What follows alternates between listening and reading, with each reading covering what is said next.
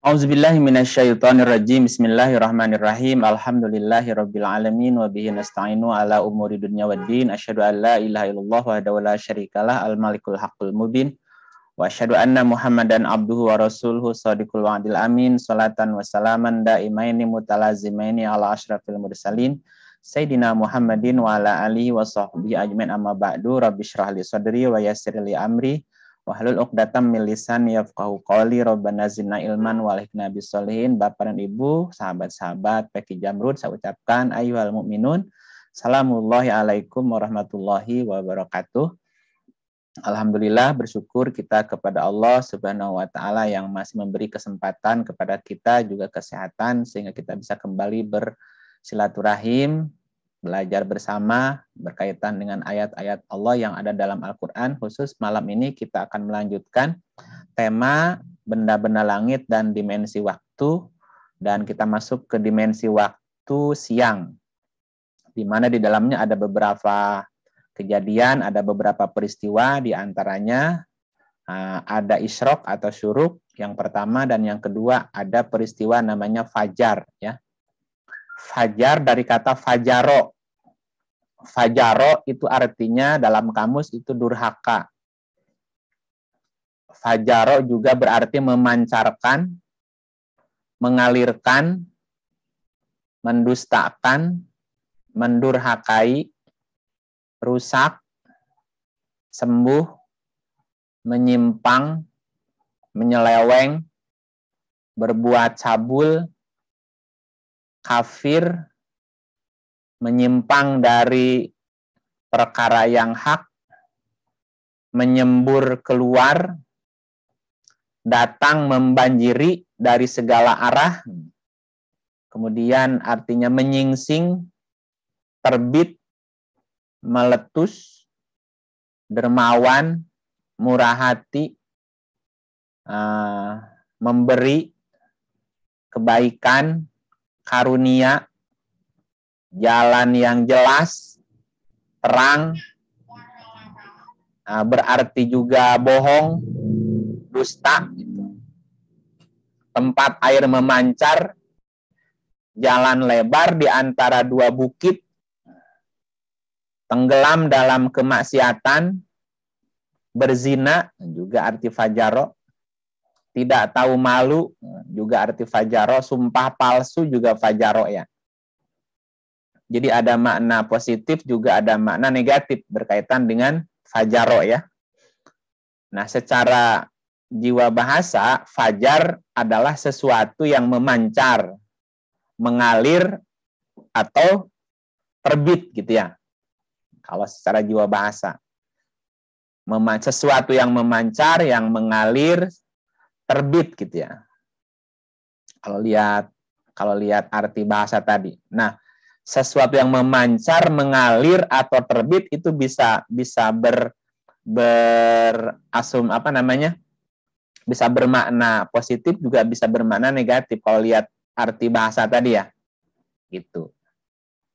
Nah, bagaimana arti fajar di dalam Al-Qur'an? Antara lain, yang pertama, fajar itu diartikan suasana munculnya matahari. Suasana munculnya matahari, atau suasana ketika muncul matahari, suasananya. Kalau isyraq kan masyrik, tempat terbitnya, gitu kan. Fajar itu suasana ketika munculnya matahari, disebut fajaro juga salah satu artinya. Misalnya kita bisa lihat di surah 2 ayatnya 187. Nah, di surat 2 ayatnya 187. Ya. Ibu Ami, silakan. Ya, baik, Pak. Bismillahirrahmanirrahim. Surat 2, 187. Dihalalkan bagi kamu pada malam hari bulan puasa bercampur dengan istri-istri kamu. Mereka itu adalah pakaian bagimu, dan kamu pun adalah pakaian bagi mereka. Allah mengetahui bahwasannya kamu tidak dapat menahan nafsumu. Karena itu Allah mengampuni kamu dan memberi maaf kepadamu.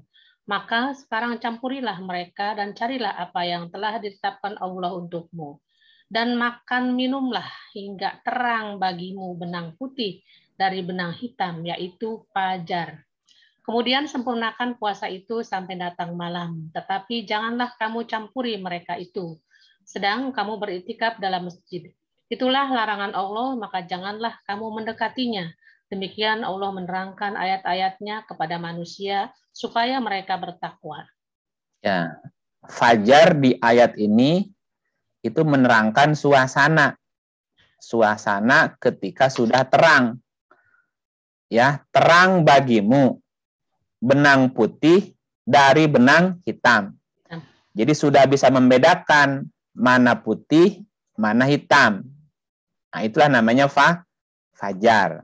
Sudah bisa membedakan mana malam, mana siang, mana benar, mana salah. Berarti sudah sampai fajar. Habislah gelap, terbitlah terang. Itu namanya fajar, Bu. Jadi suasana ketika matahari terbit dan bisa membedakan antara putih dan hitam. Kalau matahari itu diibaratkan sebagai pengetahuan, wawasan gitu ya, atau kedewasaan gitu bahasa. Ketika matahari terbit berarti ketika sudah timbul, sudah lahir kedewasaan gitu. Kedewasaannya sudah mulai muncul tuh. Nah, tanda seseorang itu sudah muncul kedewasaannya, dia sudah bisa membedakan hitam putih, baik buruk, benar salah gitu ya. Itu namanya fajar namanya. Jadi fajar adalah suasana ketika matahari terbit sehingga bisa membedakan antara putih dan hitam gitu ya. Nah, secara metaforanya begitu. Bahwa tanda orang itu dewasa, dia sudah bisa membedakan hitam putih gitu kan. Membedakan baik buruk, benar salah gitu ya. Juga ada kata fajar yang artinya terbit atau muncul matahari. Surah 17 ayatnya 78. Satu lagi, Bu. Boleh ya. Bismillahirrahmanirrahim, surah 17 ayat 78. Dirikanlah sholat dari sesudah matahari tergelincir sampai gelap malam, dan dirikanlah pula sholat subuh. Sesungguhnya sholat subuh itu disaksikan oleh malaikat. Ya, fajar diartikan subuh di sini. Aqimis sholata, dirikan sholat lidulu kisamsi. Kalau kita terjemahkan menggunakan konsep aqimis sholat, dirikan, tegakkan aturan. Aturan wajib ditegakkan. Mulai kapan? Sejak tergelincir matahari. Ya, sejak manusia beranjak dewasa. Ketika manusia beranjak dewasa, ini namanya matahari sudah tergelincir. Ya, 40 ke atas berarti. Tegakkan aturan sejak manusia dewasa. Ila ghosaki lail, sampai malam, berarti sampai usia senja. Wa Qur'anal fajri, Quran itu artinya bacaan, fajar itu terang. Ketika dia sudah paham kebenaran gitu ya. Kalau dia sudah memahami kebenaran, maka disitulah aturan wajib ditegakkan. Inna Qur'anal fajri, sesungguhnya orang yang sudah paham, sudah terang dengan kebenaran, dia berhak menjadi saksi. Di sini disaksikan. Mas Huda itu bisa bersaksi. Di sini ada kata-kata fajar ya. Fajar diartikannya subuh. Di sini. Nah, artinya apa? Fajar di ayat ini diartikan terbit atau muncul matahari. Terbit matahari itu ya fajar juga sebetulnya. Jadi waktu sholat subuh itu sejak fajar. Kalau matahari udah terbit, udah isrok namanya. Nah, subuhnya udah habis. Kalau diartikan terbit matahari, fajar itu berarti udah berlangsung tuh, udah lewat berarti. Fajar itu sebelum terbit. Nah, tapi baru muncul cahayanya gitu. Mataharinya belum muncul. Secara Quran ufuknya gitu. Tapi Quran dirinya seperti itu. Tegakkan aturan ya sejak manusia beranjak sampai usia senja gitu. Dan dia harus paham gitu, kebenaran tadi Quran al-Fajr. Quran itu bacaan, fajar itu terang. Sampai dia terang melihat sesuatu gitu. Tadi bisa membedakan tadi di ayat sebelumnya kan. Nah, jadi fajar berkaitan dengan waktu di sini. Waktu mendirikan sholat tadi. Ya. Fajar juga diartikan terbit. Terbit fajar ya. Nah, kita lihat 97 ayat 5. 97 ayat 5. Boleh diganti Ibu Asti, monggo. Silakan Bu Asti. Ya baik Bu Tini. Bu Ami. Bismillahirrahmanirrahim. Malam itu penuh kesejahteraan sampai terbit fajar. Surat 97 ayat 5. Iya, salamun hiya hatta matla'il fajar. Matla itu isimnya isim makan. Jadi menerangkan tempat. Matla'il fajri, tempat terbitnya fajar gitu. Tempat terbitnya fajar. Juga bisa waktu. Isim zaman. Waktu terbit fajar. Nah, terbit fajar di sini berkaitan dengan kesejahteraan. Salamun hiya hatta matla'il fajar. Kesejahteraan hingga terbit fajar. Ya. Terbit fajar itu ya berkaitan dengan salam, dengan keselamatan, dengan kesejahteraan. Maknanya ketika orang itu sudah sejahtera hidupnya, atau salam, artinya damai hidupnya, berarti disitulah terbitnya fajar. Orang yang hidupnya udah sampai kepada kesejahteraan, sampai kepada dimensi atau level damai, Bu, damai ya. Nah, maka dari situlah akan terbit fajar, akan terbit semacam pengetahuan, akan terbit semacam pencerahan gitu, Bu. Jadi pencerahan itu akan terbit, akan memancar, kan tadi salah satu arti fajar kan memancar ya. Mancarkan, mengalirkan, kemudian murah, kedermawanan, kebaikan gitu. Jadi akan terbit, akan mengalir pencerahan. Nah, fajar itu pencerahan atau mengalirkan, memancarkan. Akan mengalir sebuah pencerahan, mengalir sebuah kebaikan, akan mengalir sebuah cahaya gitu. Ketika orang sudah sampai di posisi salam gitu. Kesejahteraan, keselamatan atau kedamaian gitu. Kalau lihat di ayat dirinya seperti itu. Tidak mungkinlah akan memancar cahaya, mengalirkan pencerahan bagi orang-orang yang tidak sejahtera kan gitu, tidak damai dalam dirinya, gimana memancarkan. Nah, berarti di ayat ini juga masih bercerita fajar itu bercerita tempat terbitnya fajar. Fajar diartikan mengalirkan, berarti tempat mengalirnya cahaya, mengalirkan semacam kebaikan gitu, tempat mengalirnya kebaikan. Ketika orang sudah salam. Di surat yang lain juga fajar diartikan terbitnya matahari atau suasana munculnya matahari. Itu bisa lihat di surah 8 di surat 89 ayat 1. 89 ayat 1. Bu Asti lagi. Ya, masih. Demi surat 89 ayat 1. Demi fajar. Apa artinya fajar, Bu? Demi fajar. Coba lanjut ayat 2-nya apa? Dan malam yang 10. 10 yang mana? Terus?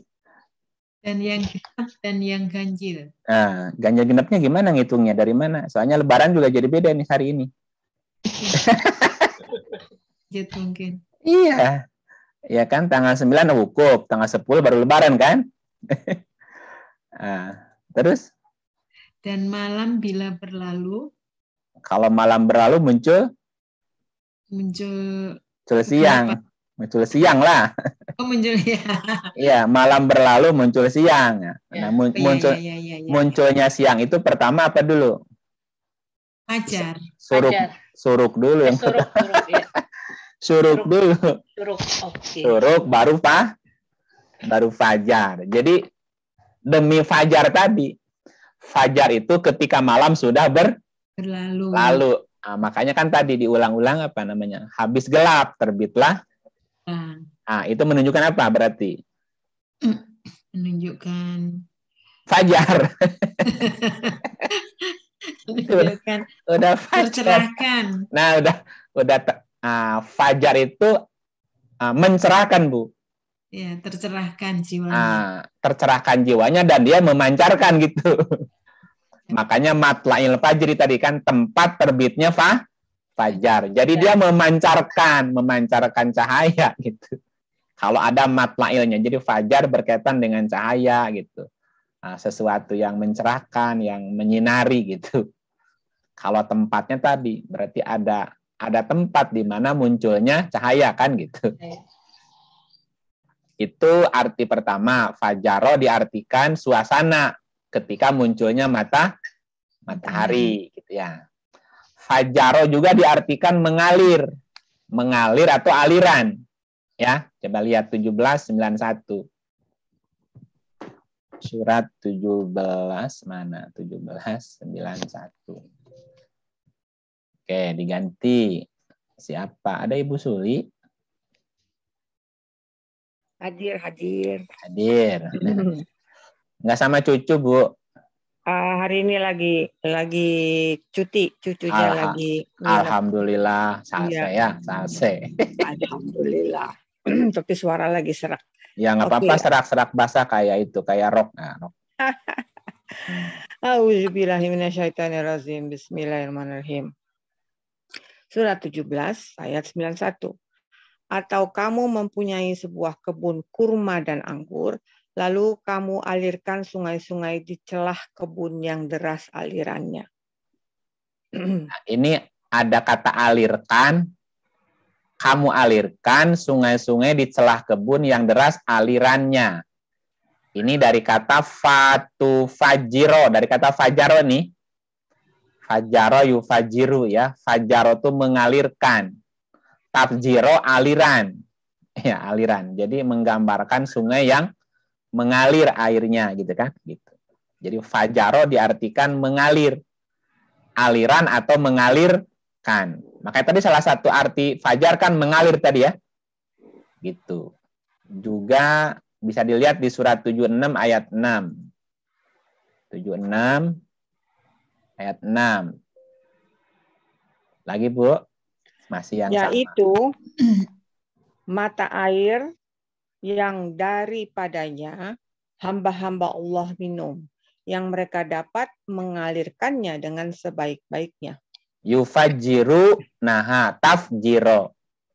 Nah, fajar diartikan mengalirkan dengan sebaik-baiknya. Mengalirnya baik gitu. Jadi arti fajar itu mengalir atau mengalirkan. Ya namanya mengalir kan, kalau itu ibaratnya sungai, ada sungai yang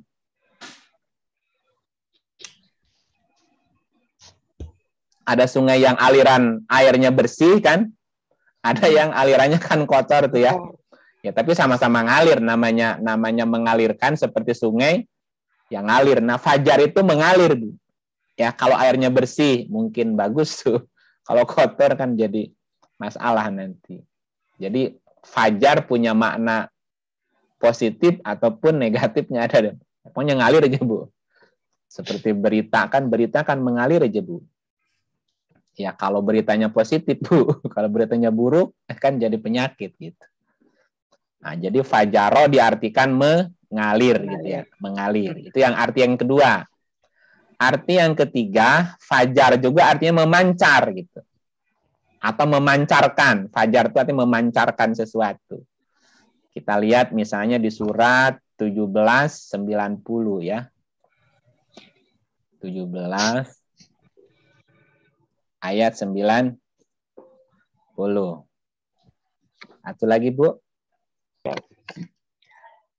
17:90 dan mereka berkata, kami sekali-kali tidak percaya kepadamu hingga kamu memancarkan mata air dan bumi untuk kami. Nah, ini kata-kata dari tafjuru. Ini tafjuru ya. Tafjuru itu dari kata fajaro juga. Ya, jadi fajaro diartikan di sini memancarkan. Mereka berkata, kami sekali-kali tidak percaya kepada kamu hingga kamu memancarkan mata air dan bumi untuk kami. Bukan dan dari bumi sebetulnya. Ya kan gini. Kalau lihat ayat sebelumnya kan ini, sesungguhnya kami telah mengulang-ulang kepada manusia dalam Quran tiap-tiap macam perumpamaan. Tetapi kebanyakan manusia tidak menyukai kecuali mengingkari.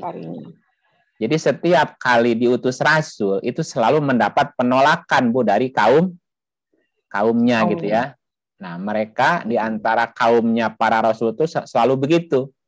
Ketika rasul menyampaikan risalah, mereka berkata, kami sekali-kali tidak akan percaya kepada kamu hingga kamu bisa memancarkan mata air dari bumi untuk kami. Jadi biasanya setiap rasul itu selalu mendapat tantangan gitu, Bu. Tantangannya itulah yang kemudian disebut mujizat. Ketika Nabi bisa membuktikan sesuatu yang diminta mereka, itu jadi mujizat mereka gitu. Giliran bisa dibilang sihir ya. Nah, ketika bisa, wah ini sihir gitu. Ya, bahasanya mereka selalu diperolok-olok sama kaumnya gitu. Nah, ketika bisa seperti musuh gitu, wah ini sihir gitu. Ya intinya mereka tidak akan percaya gitu. Banyak orang yang menolak risalah ketika disampaikan. Nah, ketika mereka meminta coba pancarkan air dari bumi untuk kami, bisa, ini Mesir gitu. Tetap aja nolak, Bu gitu. Nah, jadi fajar di sini artinya memancarkan ya. Memancarkan air, bukan mengalirkan tapi memancarkan air dari bumi. Juga dilihat di surat 2 ayatnya 60. Nah, itu juga memancarkan artinya. 2 ayatnya 60. Pak Ian, boleh Pak Ian? Pak Ian, silahkan. Ya. Belum tidur kan? baru mulai. Pasar gitu. Surat 2 ayat 60. Dan ingatlah ketika Musa memohon air untuk kaumnya, lalu kami berfirman, pukullah batu itu dengan tongkatmu, lalu memancarlah daripadanya 12 mata air. Sungguh tiap-tiap suku telah mengetahui tempat minumnya masing-masing.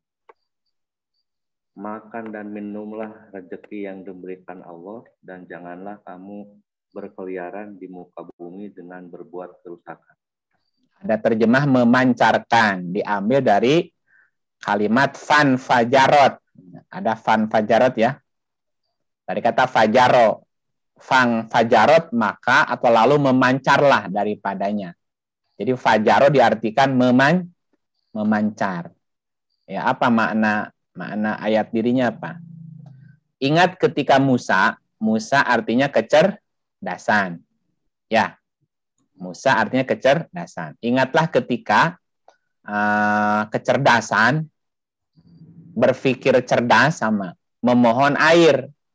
Air itu adalah simbol sumber kehidupan gitu ya. Ingatlah ketika sebuah kecerdasan memohon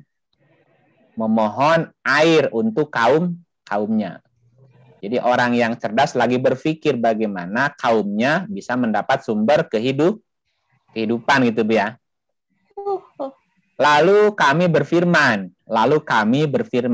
Ini kaminya siapa nih? Lalu kami berfirman. Hai Musa gitu ya. Pukullah batu itu dengan tongkatmu. Pukullah batu itu. Nah, yang dipukul apa? Terus mukulnya pakai apa? Pakai tongkat. Mukulnya pakai tongkat. Yang dipukul apa? Batu. Ini apa yang dipukul? Pikiran membatu. Pikirannya Bu, kepalanya, isi kepala. Tongkat Musa itu otak kanan. Nah, kecerdasan otak sebelah kanan, kreativitas, Bu. Ya. Ya, jadi pukullah batu itu, kepala yang membatu tadi tuh. Nah, dengan tongkatmu, ya, dengan lobus, dengan kecerdasanmu gitu ya. Nah, sehingga orang-orang yang kepala batu tadi, ini terbuka, Bu. Kebuka tuh pikirannya, dipukul tuh batu-batunya gitu. Batu si A dipukul, batu si B dipukul. Lalu memancarlah daripada batu tadi, Bu. Ya, isi kepala tadi yang membatu 12 mata air. Nah, ketika si A dipukul, oh ternyata dia ahli kimia, Bu. Yang satu dipukul ternyata ahli bangunan. Yang ini dipukul lagi ahli ekonomi. Dipukul lagi ini ahli statistik. Ahli ngitung. Yang ini dipukul lagi jadi ahli olahraga. Ini ahli sains. Nah, muncullah 12 mata air. Nah, si 12 mata air inilah yang dijadikan 12 mata pelajaran. Ya, bahasa, kecerdasan, biologi, kimia, fisika, sosial, budaya, bahasa, kan banyak tuh ya. Nah, gitu, Bu. Nah, sungguh tiap-tiap suku telah mengetahui tempat minumnya masing-masing. Nah, sehingga yang 12 mata air tadi jadi sumber penghidupan. Ada nggak orang yang sumber kehidupannya gara-gara pinter ngomong, Bu? Ada. Jadi penceramah, jadi jadi royal. Pengacara kan? Yeah. Pengacara, motivator. Gitu kan. Itu kan berarti dia mata airnya dari apa? Ya dari kecerdasan bicara. Yang satu pencahariannya karena kecerdasannya di bidang ekonomi, sosial, budaya, bahasa, arsitek, matematik, kimia, banyak, Bu. Nah, gitu kan, yang jadi dokter, yang jadi macam-macam tuh. Nah, makan dan minumlah rezeki yang diberikan Allah dari 12 mata air tadi, Bu. Ya silakan nyari mata pencaharian dari keahlianmu gitu maksudnya. Ya. Jangan kamu berkeliaran bahasa apa ya? Wala ta'thaw, jangan kamu berkeliaran di muka bumi, mufsidin, membuat kerusakan di bumi. Jangan kamu berkeliaran membuat kerusakan di bumi. Silahkan kamu mencari mata pencaharian dengan sumber mata air tadi, dengan potensi masing-masing. Tetapi jangan merusak bumi, jangan merusak keridhaan orang lain gitu, Bu ya. Nah, misalnya gini, misalnya ada orang yang mencari penghasilan atau cari penghidupan dari tambang misalnya kan, dari pertambangan. Ya silakan, ini bumi ditambang, tapi jangan dirusak gitu buminya, tetap dipelihara gitu. Nah, gitu maksudnya. Atau silakan yang ahli biologi, dia mungkin nyari mata pencahariannya jadi dokter kan? Ya dokter, jadi apa lagi? Nah, yang biologi itu urusannya, Bu ya. Ya silakan. Tapi jangan merusak keridhaan orang gitu. Ya silakan jadi apapun lah gitu. Termasuk jadi penceramah, jangan nyakitin hati orang gitu. Ya, jangan nyinggung perasaan orang. Namanya berkeliaran di bumi membuat kerusakan. Itu kalau kita lihat ayat dirinya, Bu ya. Ayat dirinya. Nah, jadi fanfajarat diartikan memancar. Nah, memancarlah. Berarti kan muncul potensinya, Bu. Keluar potensinya itu. Ya kan? Sebelumnya ketutup batu. Fajar diartikan memancar atau memancarlah atau memancarkan kan? Oke, yang keberapa sekarang? Keempat, ya. Fajar juga diartikan meluap. Meluap, Bu. 82 ayat 3. Nah, masih Pak Ian ya.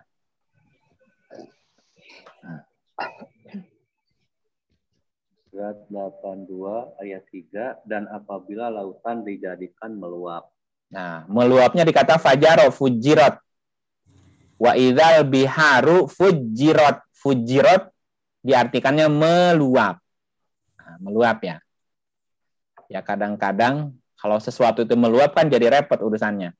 Ya. Laut meluap. Jadi banjir rob tuh ya. Sungai meluap jadi banjir bandang ya Bu ya. Emosi meluap jadi apa Bu? Kan kalau udah meluap udah repot tuh urusannya Bu. Termasuk cahaya kalau meluap berlebihan kan juga jadi nggak hemat energinya Pak. Sia-sia kan dia kebakar tuh. Di kamar mandi pakai lampu 1000 watt Pak. Gimana Pak? 1000 watt Pak. Iya, 1000 watt itu untuk di lapangan buat di kamar mandi, salah tuh. Nah, ada orang yang nggak tahu tempat kadang-kadang. Ya, nanti jadi meluap. Kalau meluap itu udah jadi negatif nantinya. Fujirat diartikan meluap, dari kata fajaro juga ya, gitu. Meluap, sesuatu yang meluap-luap itu menjadi kurang baik jadinya, gitu ya. Apapun lah itu. Semangat kalau meluap-luap jadi negatif nggak ya? Kalau semangat itu menggebu-gebu ya, ya tetap mesti terkendali gitu. Bisa sakit badannya. Ya capek juga, capek lah gitu ya. Fisik ya. Nah, fisiknya kecapean. Kalau terlalu semangat, meluap-luap, ya capek juga. Nah, itu namanya fujirat juga artinya. Nah, fajaro juga diartikan maksiat. Ya, maksiat ini bagian yang negatifnya. 3828 kita lihat. 38 ayatnya 28. Ada Ibu Yani tadi kelihatan. Ya, Bu Yani ada tadi. Iya. Ada. Silakan Bu. Iya. Ini Bu Yani Lampung ya? Ya, Kang? Bu Yani Lampung ini? Iya, betul. Oh iya. Lampung Hebat, belum? Lampung. Hebat Lampung lah, semangat. Yuk, Bu. Alhamdulillah. Patutkah kami menganggap orang-orang yang beriman dan mengerjakan amal yang soleh sama dengan orang-orang yang berbuat kerusakan di muka bumi? Patutkah pula kami menganggap orang-orang yang bertakwa sama dengan orang-orang yang berbuat maksiat? Nah, berbuat maksiat ini terjemahan dari fujar. Fujar dari kata fajaro juga. Fujar diartikan berbuat maksiat gitu ya. Ya durhaka juga sama sih. Diartikannya di sini berbuat maksiat. Apatutkah kami menganggap, bukan menganggap, menjadikan ya. Amnaj'alul ladzina amanu. Patutkah kami menjadikan orang-orang yang beriman dan beramal soleh seperti atau sama dengan orang yang berbuat kerusakan di bumi? Nah, berarti amal soleh versusnya apa? Nah, versusnya merusak bumi kan? Jadi amal soleh nih versus merusak bumi. Ya, jadi orang yang berbuat kerusakan di bumi berarti dia tidak beramal soleh. Orang yang beramal soleh tidak mungkin dia membuat kerusakan di bumi. Misalnya gini lah Bu. Ada orang kesusahan, Bu. Ada orang kesusahan. Kita bantu ya. Kita bantu. Seneng nggak orang itu, Bu? Senang. Nah, habis itu kebaikan kita diomong-omongin ke orang lain, Bu. Dan dianya ada di situ. Gimana? Pamer gitu maksudnya. Nggak enak. Ya kan ada orang dibantu. Seneng kan? Senang. Nah, terus bantuan kita diceritain ke orang lain. Kita yang ceritanya, Bu. Jadi kita cerita bahwa dia ditolong sama kita. Gimana perasaannya? Nggak enak. Merusak keriduan nggak, Bu? Ya. Nah, itu namanya berbuat kerusakan di bumi. Nah, berarti apa yang dilakukan tadi amal soleh bukan? Bukan dong. Bukan. Rusak bumi. Karena dia merusak bumi, merusak keriduan orang, Bu. Itu melukai perasaan ya, Kang? Berarti nggak jadi amal soleh. Karena Tapi amal kan, ya. Pak, maaf, yang menceritakan adalah orang yang dibantu maksudnya. Bukan. Yang membantu. Atau yang Bukan. membantu. Ya kalau yang bercerita yang dibantu nggak masalah, Bu. Ya. Yang membantu, yang cerita pamer. Iya, Bu Suli nolong si A ya. Nah, ketika si A ditolong seneng nggak, Bu? Ya seneng dong dia. Udah. Tapi belum selesai di situ. Nah, terus ada orang lain tuh Bu datang di situ ke tempat yang kita nolong dia. Nah, terus Bu Suli bilang, tahu nggak, dia kan bisa begini kan ditolong sama aku. Nah, gimana perasaan orang yang ditolong gimana, Bu? Aneh. Nah, itu namanya kan merusak bumi namanya, Bu. Menyakiti hati. Kelihatan tidak ridho kan istilahnya. Tidak ikhlas. Iya. Makanya Ardi kan gini ayatnya, wala tufsidu fil ardi kan? Nah, mufsidina fil ardi, membuat kerusakan di bumi, membuat rusak keridoannya, Bu. Iya. Yang tadinya ridho, suka, senang dibantu, ibu ngomong ke orang lain, diomongin tuh kebaikan kita di depan dia. Kan jadi, amit-amitnya najis kalau gitu nggak mau diterima kan gitu. Nah, artinya kan ketika kita merusak keridhoan, Bu, merusak bumi namanya, Bu. Ayat dirinya gitu. Ayat dirinya jangan membuat kerusakan di bumi, jangan merusak keridoan orang gitu maksudnya, Bu. Maka apa yang kita lakukan tidak menjadi amal soleh, jadi amal salah, Bu. Jadi amal salah menyakiti perasaan. Gitu. Pamer. Iya gitu. Kecuali kalau yang cerita orang yang dibantu, ya itu lain cerita kan, tidak menyakiti perasaan dia. Bu, alhamdulillah Bu, saya dibantu sama Ibu Suli. Ya kan dia juga senang ceritanya, Bu. Tapi jangan Ibu Suli yang ceritanya gitu maksudnya. Itu orang kan gue bantu gitu kan. Jangan kita ngomongnya. Gitu. Apalagi depan orang ya, itunya kan nyakitin perasaan gitu. Atau langsung ngomong ke orangnya, kalau nggak gua bantu lo melarat miskin mati lo gitu. Nah kan nyakitin perasaannya juga sama aja. Nah, jadi jangan merusak keridhoan orang. Atau ya sih banyak sih contoh lain. Jadi yang penting di sini amal soleh versus merusak bumi kan gitu. Ya. Jadi sesuatu yang merusak keridhoan, Bu, sesuatu yang merusak bumi itu pasti bukan amal soleh, Bu.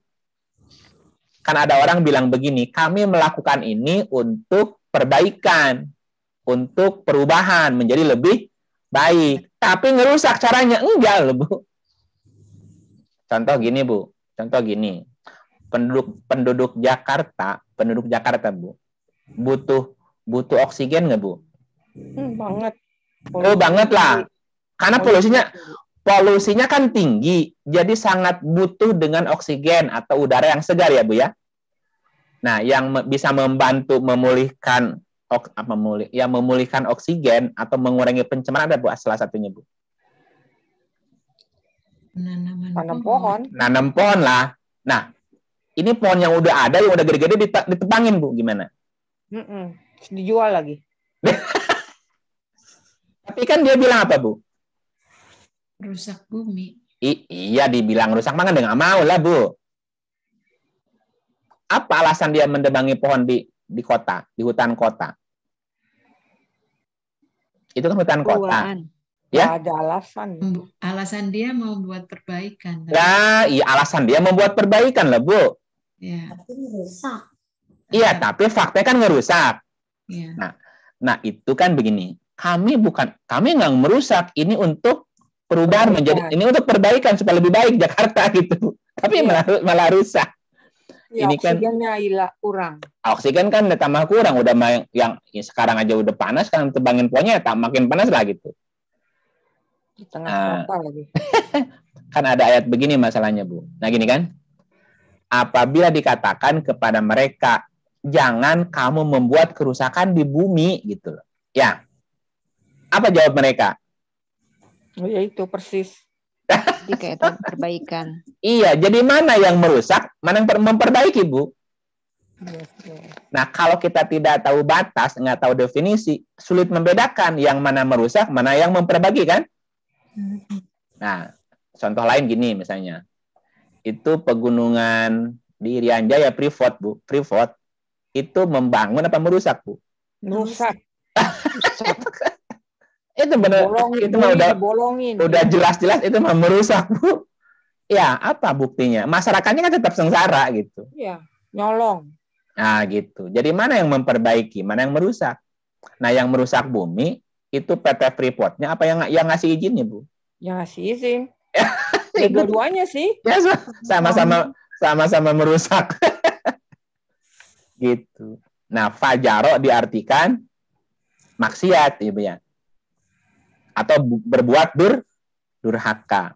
Nah, orang yang berbuat durhaka itu tidak mungkin takwa, tidak mungkin dia amal soleh, Bu. Karena sesuatu yang merusak atau fujar tadi itu di sini ya identik dengan tadi, dengan durhaka, dengan kerusakan gitu ya. Jadi fujar diartikannya sebagai maksiat gitu. Perbuatan yang durhaka sebetulnya. Juga kita bisa lihat di 75 ayat 5 ya, ada lagi nih. 75 ayat 5. Ada kata maksiatnya. Nah, masih Bu Yani. Bahkan manusia itu hendak membuat maksiat terus-menerus. Itu fujar juga Beni. Bal yuridul insanu liyaf juro ada kata fajar. Liyaf juro itu artinya hendak. Li itu hendak ya. Yaf juro berbuat maksiat. Amamahu terus menerus. Amama itu artinya ke depan, Bu. Amama artinya depan. Makanya bahasanya terus menerus kan ke depan masalahnya, Bu. Bahkan manusia itu hendak membuat maksiat ke depan terus menerus, Bu. Bapak Ibu kalau boleh perhatikan, semakin ke sini, semakin ke depan, ini manusia makin lebih baik apa makin lebih jahat, Bu? Lebih jahat. Makin lebih bodoh. Lah kan itulah kebanyakan. Jadi manusia itu kebanyakan ke depan tuh bukan memperbaiki. Contohnya gini, apa buktinya? Apakah hutan makin bagus apa makin rusak? Makin rusak. Makin rusak. Apakah sungai makin bersih apa makin keruh? Kotor. Makin kotor. Apakah tanah makin subur apa makin kering? Kering. Iya, artinya kan kerusakan udah banyak, Bu. Ini kerusakan di mana-mana nih, udah di semua lini makanya. Nah, berbeda dengan misalnya tadinya hutan gundul, sekarang jadi rimbun. Nah, itu berarti ada perbaikan tuh. Cuman kan antara orang yang merusak dengan yang memperbaiki itu berapa persentasenya, Bu? Kan banyak orang yang lebih cenderung merusaknya daripada merawatnya gitu, Bu. Ya. Di banyak hal sih sebetulnya. Misalnya yang sederhana gini. PU itu apa ya? Pekerjaan umum, Menteri PU sudah selesai membangun jalan dengan trotoarnya, dengan dinding temboknya, ada flyovernya kan? Rapi itu, tunggu sebulan. Kotor nggak, Bu? Ya, trotoar dipakai kaki 5, yang jalan kaki jadi turun ke jalan gitu. Temboknya dicoret-coret, ya macam-macam lah, Bu. Pagarnya dipatah-patahin gitu, ya kan? Udah. Ini manusia gimana ya? Kadang-kadang nggak habis pikir. Ini orang pikirannya gimana ya gitu. Orang kan lihat yang bersih kan bagus tuh. Dia ada orang yang nggak suka dengan kebersihan, Bu. Ada belokan jalan tuh. Ketika ada tikungan jalan, kan itu rawan kecelakaan kan? Dikasih kaca cembung kan? Ya, biar meletus bannya. Bukan. Oh, yang kaca cembung yang bulat itu. Itu kan supaya dari sana kan kelihatan yang belok. Diambil. Nah, kalau nggak diambil dipecahin. Coret. Kalau nggak ada dipecahin dicoret-coret. Ini orang gimana ya gitu. Itu yang sederhana, yang sederhana hal yang hari-hari ya Bu kelihatan, Bu. Orang gimana ya pikirannya. Nah, itu maknanya gitu, Bu. Bahkan manusia itu hendak membuat maksiat terus-menerus, Bu. Jadi kalau nggak membuat maksiat tuh gatel kayaknya gitu ya. Rasa indah gitu ya. Gitu. Kalau pejabat tidak korupsi itu gimana gitu ya gitu. Otak preman. Gitu. Itu namanya liap juro. Fajaro diartikan berbuat maksiat gitu ya. Fajaro juga diartikan durhaka. Durhaka ya. Kita lihat ayatnya 83 ayat 7. 83 ayat 7. Nah, siapa yang belum Ibu Ratna? Belum. Ya, makasih. A'udzubillahi minasyaitonirrajim. Bismillahirrahmanirrahim. Surat 83 Al-Mutaffifin ayat 7. Sekali-kali jangan curang, karena sesungguhnya kitab orang yang durhaka tersimpan di dalam sijin. Nih, Durhaka terjemahan dari fujar ya. Fujari. La inna kitabal fujari lafi sijin. Sekali-kali jangan curang. Ini curangnya ada di ayat 1. Kalau kita lihat dari ayat 1 nih, kecelakaan besar bagi orang-orang yang curang, mutafifin kan? Apa yang dimaksud curang? Yaitu orang yang apabila menerima takaran dari orang lain minta lebih. Kalau dia nerima takaran dari orang minta lebih. Ya. Ngasih dikurangin. Kalau dia dikurangin. Ngasih dikurangin. Apabila mereka yang menakar atau menimbang untuk orang lain, dia kurangin. Curang. Ini namanya mutafifin, ini orang curang namanya, Bu. Ya, jadi kalau ada orang, jangan ibu-ibu lah. Jadi kalau ada orang mau belanja nih, katakanlah belanja, nih yang sering tuh buah-buah. Ibu-ibu. Ya, yang sering tuh kalau beli buah-buahan tuh biasanya sama beras. Iya. Berasnya dikunyah. Kacang rebus juga tuh suka dikurangin. Iya, kalau kita yang menerimanya pengen lebih kan? Yeah. Belinya sebungkus. Nah, nyobainnya segenggam, Bu. Ya. Jadi si pedagangnya kira-kira tekor nggak, Bu? Tekor lah. Iya. Orang dagang buah apa? Buah lengkeng atau buah anggur atau buah jeruk kan? Belinya sekilo, nyobaannya 2, Bu. 2 biji. Ya kalau 10 orang nyobain 1 biji aja, Bu. Ada sekiloin nggak, Bu? Ada sekilo lebih. Akhirnya, Bu, si penjual kan nggak mau rugi, Bu. Kurangin. Karena dikurangin timbangan itu akhirnya, Bu. Ya, dikurangin timbangannya. Beli sekilo sampai ke rumah berapa, Bu? Kurang 2 on, kadang 3 on, kadang kurang setengah kilo. Kalau belinya banyak. Ya artinya masing-masing punya apa namanya? Punya bakat. Punya bakat curang. Bakat curang. Iya. Contoh gampang gini, kalau kita belanja ke pasar, Bu, belanja sayur katakanlah. Beli sayur, belanja sayur ke pasar. Ongkosnya berapa, Bu? Ya, hitung ongkosnya berapa, parkirnya berapa, hitung aja, Bu. Hanya beli atau hanya belanja sayur kan? Nah, sekarang, Bu, ada pedagang sayur keliling diantar ke rumah. Ya, Bu ya. Kadang-kadang ibu-ibu nawarnya nggak kira-kira, Bu. Barangnya udah dianterin, Bu, ibu tinggal nongkrong di depan rumah, Bu. Masih ditawar juga itu si mamang udah bawain ke rumah, Bu. Padahal yang ngambil untung nggak seberapa, Bu. Iya, benar. Ya, coba ibu ke supermarket belanja sayur itu, Bu, yang diikat-ikat itu. Mahal nggak, Bu? Mahal, nggak ditawar. Ditawar nggak sama ibu? Nggak pernah tuh ada orang nawar itu sayur mahal amat gitu. Ada si mamang-mamang nganterin sayur ke rumah masih ditawar, Bu. Benar. Nawarnya nggak kira-kira separuh harga lagi. Kata si mamang, iya, Bu lah, nggak apa-apa daripada dibawa busuk. Bari-bari menghela napas, ya, Bu, silahkan. Tapi kan nggak ridho, Bu, hatinya, Bu. Yes. Ya kan? Nah, masalahnya ini, kalau dia nggak ridho, Bu, kira-kira itu berkah nggak, Bu, makanannya, Bu? Enggak lah. Gimana mau berkah lah, Bu? Jadi penyakit yang puguh. Iya gitu. Nah, kalau kita lanjut. Apabila mereka menakar, mereka mengurangi.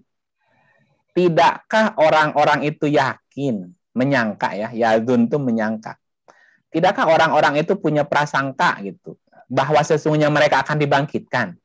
Apa mereka nggak punya perkiraan, nggak punya perasaan, ya kan? Bahwa mereka akan dibangkitkan ketika dia menakar dikurangi, ketika dia nerima minta ditambah kan? Itu kan bakal diminta pertanggungjawaban loh gitu bahasanya. Apa mereka nggak yakin bakal dibangkitkan ya? Pada suatu hari yang besar, yaitu ketika manusia berdiri menghadap Tuhan semesta alam. Jadi hukum sebab akibat akan berlangsung ketika kita melakukan perbuatan yang merugikan orang, maka tunggu saja kita siap-siap dirugikan oleh orang, ya, Bu ya. Ya siap-siap aja kehilangan. Gitu aja musibah, Bu, gitu. Makanya sekali-kali jangan curang ya gitu. Hidup lu jangan curang, jangan kayak gitu. Karena sesungguhnya kitab orang durhaka. Nah, berarti masuknya fujar kan? Ya. Nah, fujar di sini berarti cerita apa? Cerita yang tadi, cerita orang curang. Jadi perbuatan curang itu fujar. Itu durhaka. Kitab catatan orang-orang durhaka itu ada tersimpan di dalam sijin. Sijin itu kalau kita maknai ayat ufuk, itu lapisan bumi paling bawah, Bu. Kalau bumi itu bulat berarti paling tengah kan? Ya, Bu ya?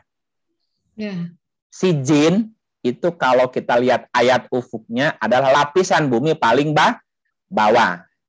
Karena bumi bulat, berarti lapisan paling bawahnya apa, Bu?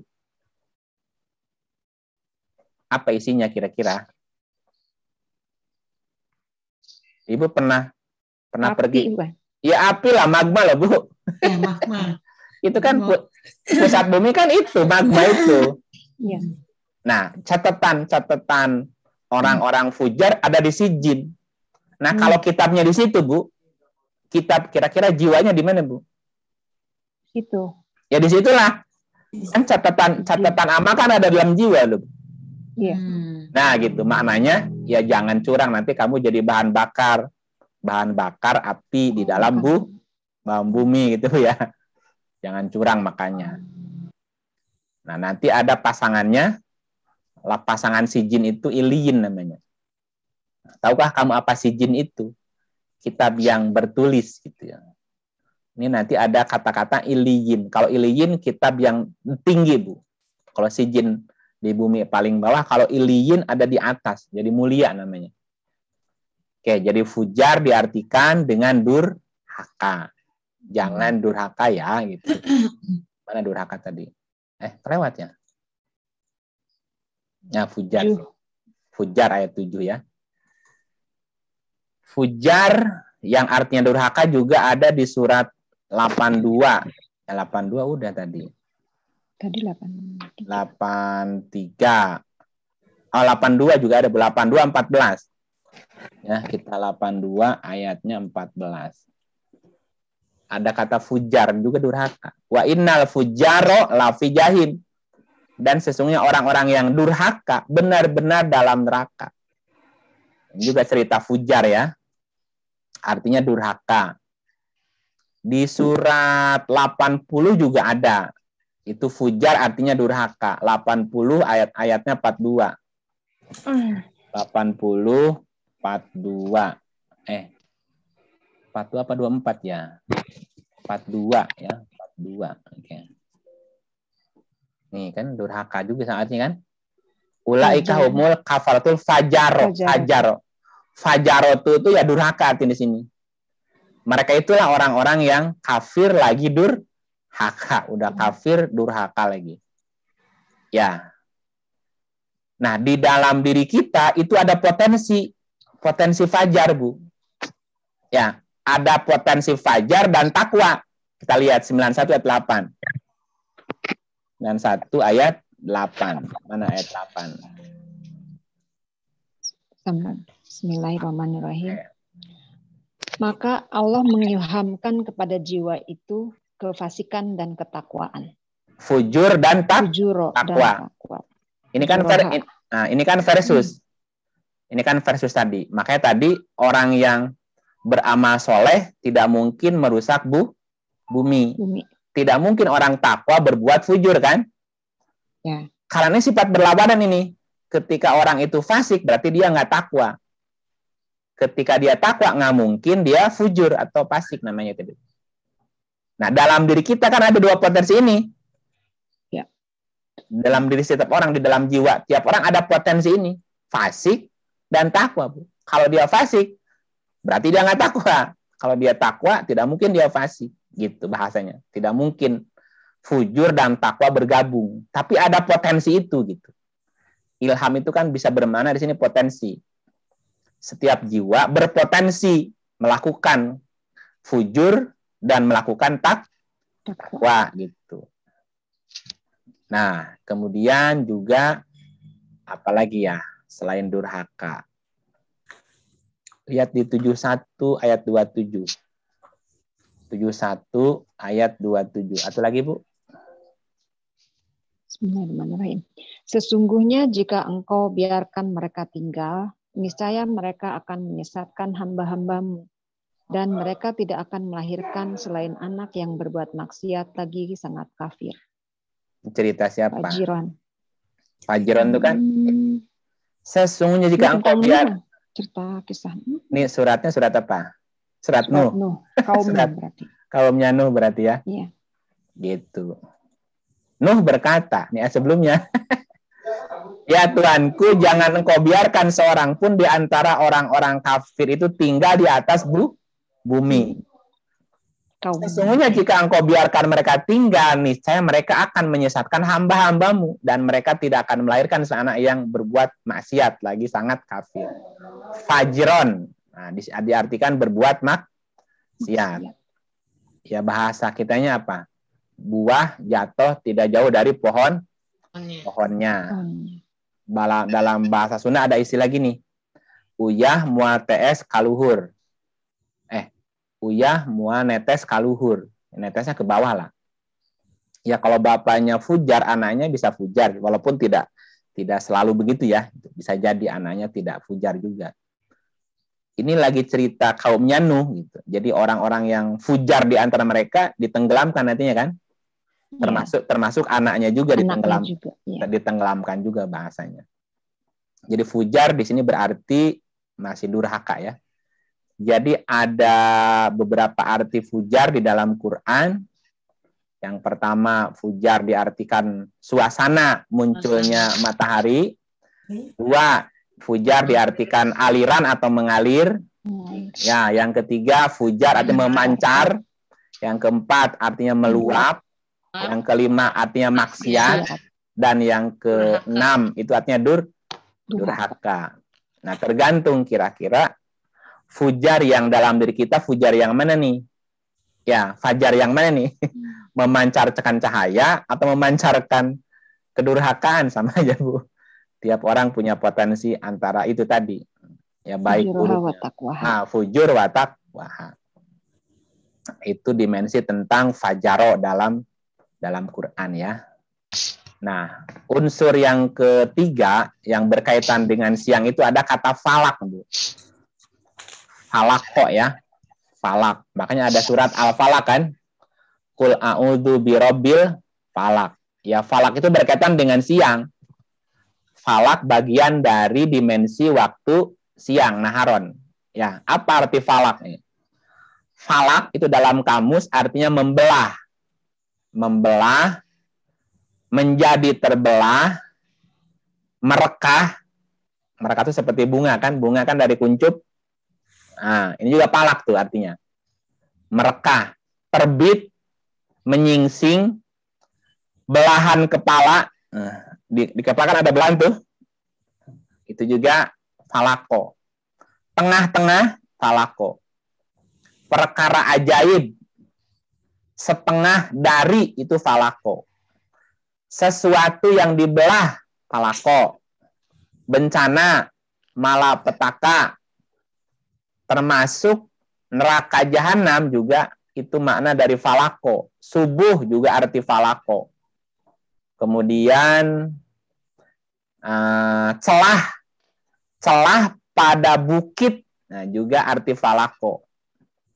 Malapetaka, sepotong, potongan, urat di leher juga falako tuh. Celah di bukit, falako. Ya rata-rata sih arti falako itu menunjukkan celah ya. Celah, belah gitu, merekah gitu ya. Kalau kul a'udzu birabbil falak. Aku berlindung kepada Rob al-falak gitu. Apa artinya falak? Nah, kalau dalam bahasa itu artinya banyak sekali. Pasukan yang besar juga falak. Perempuan yang suka berteriak tuh. Itu juga falako. Ya, pecahan. Uraian. Kemudian penyair yang jenius. Itu falik, Bu. Falako juga, Bu. Jadi orang yang punya bakat luar biasa gitu, Bu. Dalam bersair juga falako.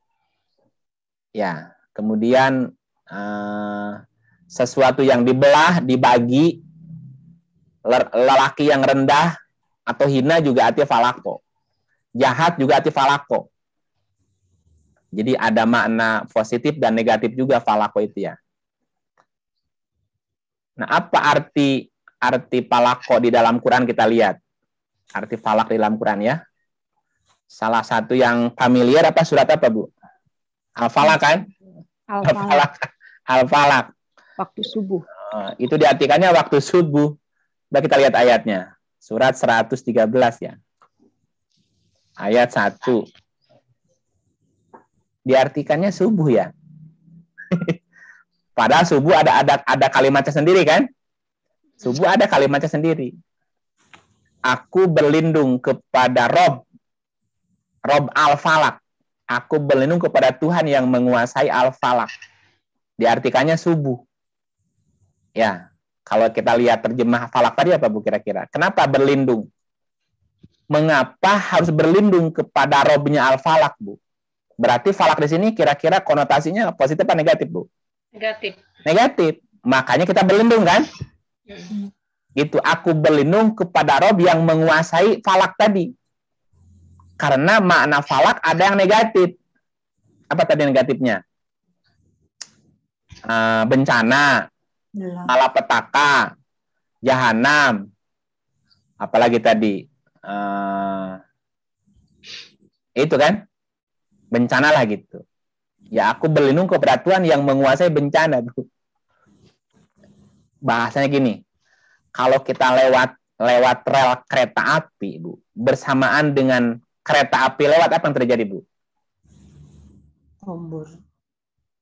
Kalau kita lewat rel kereta api bersamaan dengan kereta api lewat, apa yang terjadi, Bu? Malapetaka. Ya malapetaka lah. Orang ibu ketabrak gimana? Musibah. Jadi musibah itu ada jadwalnya. Biasanya habis subuh. Nah, biasanya banyak kejadian habis subuh, Bu ya. Tsunami habis subuh, longsor habis subuh. Banyak kejadian malapetaka yang kejadiannya habis subuh. Itu namanya falak, Bu. Kenapa ya, Pak? Ya? Ya, Ya, pada waktunya ya. ya memang itu. Ya, falak itu hanya bencana, Bu. Jadi bencana itu ada masanya. Contoh lagi nih. Bumi ini diem apa bergerak, Bu? Bergerak. Bumi kita kan bergerak. Karena bumi bergerak, ada pergerakan nggak? Ada pergeseran. Nah, ada pergeseran kan, lempeng. Apa itunya, konsekuensinya? Iya kan? Gempa. Nah, bisa gempa, bisa banjir, tsunami. Itu kan efek. Itu kan bisa jadi bencana, Bu. Nah, kita berlindung kepada Rob yang menguasai falak itu, Bu. Supaya ketika terjadi bencana, kita tidak terdampak gitu, Bu. Kayak tadi, daripada ketabrak kereta, nunggu bentar, kenapa sih? Ya kan nggak sampai 5 menit nunggu kereta lewat kan? Ada orang yang kagak sabar, Bu. Ya, padahal pintu palang kereta udah ditutup, dia nerobos. Pas nerobos, bannya selip, Bu, kejepit rel kereta api, gimana? Seret. Ya, dia kan nyamperin bencana namanya, Bu. Jadi kalau mau lewat rel, kira-kira kereta masih lama lewatnya di situ. Belum ada peringatan. Atau kalau ada peringatan, mending nunggu. Biar dia lewat dulu. Kalau enggak, kita bakal kena bencana. Misalnya, gunung itu ada waktunya meletus nggak, Bu? Ada. Nah, ada orang nyamperin gunung meletus. Ya, jauh-jauh dari Bogor, dari Jakarta, main ke Jogja. Ya, ke gunung apa? Gunung Merapi kan? Merapi. Taunya Merapinya meletus. Sementara orang sono malah pergi turun dari situ. Menjauh. Ada yang selamat kan? Nah, kadang-kadang kita nyamperin bencana, Bu. Nah, itu. Nah, makanya kita berlindung. Aku berlindung kepada Rob Al-Falaq tadi, yang menguasai falak tadi. Ya, jadi ketika terjadi peristiwa tanda petik bencana, ya kita nggak di situ. Namanya diselamatkan. Ada firasat, pergi gitu, Bu. Pokoknya mau pergi aja dari situ. Taunya gitu. Bencana, selamat gitu, Bu. Ya. Nah, al-falak di sini berarti makna bisa bencana di sini, Bu. Yang kejadiannya di waktu subuh. Karena artinya kan subuh kan? Jadi bencana yang terjadi di waktu subuh. Itu juga artinya al-falak. Bahasa orang tua kalau bangun jangan keduluan kokok ayam. Kenapa? Karena biasa ada bencana yang datangnya di waktu itu, Bu. Nah, kalau kita udah melek kan bisa segera pergi kan? Siap-siap. Ya. Seperti kasusnya Lut. Kenapa nggak buru-buru berangkat? Ini kan bakal bentar lagi datang azab nih, dan kejadiannya kan subuh gitu. Ini kan bentar lagi subuh nih gitu. Nah, kejadian atau bencana di waktu subuh tuh falak, Bu. Istilahnya gitu ya. Nah, kemudian falako juga diartikan tumbuh, Bu. Tumbuh atau menumbuhkan bisa. Tumbuh atau menumbuhkan. Kita lihat surat 695. 695. Ada kata-kata falak di situ. Falik. Monggo. Siapa yang belum baca? Bu Tari belum baca nih. Ya, Kang. Udah di pinggir? Udah ngerjain kan? Udah. Jangan tengah jalan, Bu. Surat 6 ayat 95. Bismillahirrahmanirrahim. Sesungguhnya Allah menumbuhkan butir tumbuh-tumbuhan dan biji buah-buahan. Dia mengeluarkan yang hidup dari yang mati dan mengeluarkan yang mati dari yang hidup. Yang memiliki sifat-sifat demikian ialah Allah. Maka mengapa kamu masih berpaling? Innallaha faliku. Falik ya. Falik dari kata falako. Dari kata falako ya. Falako. Nah, diartikannya Allah yang menumbuhkan. Jadi falako diartikan tumbuh, Bu. Faliku menumbuhkan. Habbi itu butir atau biji. Falikul habbi menumbuhkan butir, menumbuhkan biji artinya, Bu. Bibit. Ya. Nah, faliknya diartikan menumbuhkan. Ya coba Ibu, misalnya Ibu naro biji-bijian aja, Bu. Kan naro doang kan? Yang numbuhin siapa? Petani kan cuman menabur doang kan? Iya. Nabur. Yang numbuhinnya ya Allah, kita mah nancepin doang. Menanam ya Allah yang menumbuhkan. Itu bahasanya gitu. Allah yang menumbuhkan biji-bijian. Jadi habbi di sini artinya butir atau biji atau benih. Ibu kalau nanam benih kacang tanah, tumbuhnya apa, Bu? Kacang tanah. Coba bayangin satu petak tanah, ya, satu petak tanah katakanlah, jangan sehektar kebanyakan, katakanlah 1000 meter, sama aja kan? 1000 meter tanah, ya, ditanemin 100 macam biji-bijian, Bu. Tumbuhnya seragam apa beda, Bu? Beda. Beda-beda. Tergantung apa? Tergantung benihnya. Tergantung benihnya lah, ketukar nggak, Bu? Nggak ketukar kan? Jadi kalau benihnya A, ya tumbuhnya pasti A. Oke. Apa maknanya, Bu? Saya agak nyimpang dikit ya. Habbi itu diartikan hub, juga artinya cinta, Bu. Pernah dengar kata hub? Habibi kan kekasihku. Kalau hub itu artinya cinta, Bu, kekasih. Habibi kekasih. Habib orang yang dikasihi. Habib dari kata habib, Bu. Habib dari kata habbi. Artinya butir. Artinya benih. Dan benih tidak mungkin salah melahirkan apa? Melahirkan generasinya. Ya kalau bibitnya itu ya pasti tumbuhnya itu lah gitu, Bu. Nah, kalau habib dari kata habbi artinya benih, ya, dan habib itu adalah turunan nabi. Berarti benihnya apa, Bu? Nabi. Benihnya nabi kan? Nabi itu kan punya benih. Katakanlah, maaf, sperma misalkan. kalau Nabi punya anak, anaknya itu benihnya dari siapa, Bu? Dari Nabi kan? Jadi anak Nabi ada benih Nabi. Nah, kalau anaknya laki-laki, terus kawin sama anak perempuan, punya anak, ada benihnya nggak, Bu? Ada. Benihnya kan masih ada, orang laki-laki. Nah, sekarang kalau anaknya Nabi perempuan, ada benihnya nggak, Bu? Masih ada benih nggak kalau anaknya perempuan? Enggak. Masih ada. Misalnya, benihnya si Nabi masih ada ya. Masih ada. Nabi punya anak perempuan, masih ada benihnya Nabi, Bu. Walaupun perempuan kan. Nah, anaknya Nabi yang perempuan kawin sama laki-laki. Ya, punya anak nih. Masih ada benihnya nggak, Bu, kira-kira, Bu? Benihnya si suaminya. Kan benih suami yang turun. Bukan benihnya Nabi, bukan. Nah, benih Nabi udah habis kan? Habis. Udah habis. Kenapa? Karena yang berikutnya benih dari yang laki-lakinya. Dari anak yang perempuan benihnya udah nggak ada. Kalaupun ada kecil kemungkinannya. Benihnya tinggal dikit gitu, Bu. Nah, anaknya cucunya si anaknya Nabi yang perempuan masih ada nggak benihnya dari Nabi kira-kira? Nggak ada. Apalagi? Ya. Jadi yang dimaksud Habib sebagai benihnya Nabi masih ada nggak, Bu? Ya nggak ada. Udah habis lah, udah habis. Ya. Udah habis. Kalau Habib maksudnya benih dari Hasan Husain, dari Ali masih ada nggak, Bu?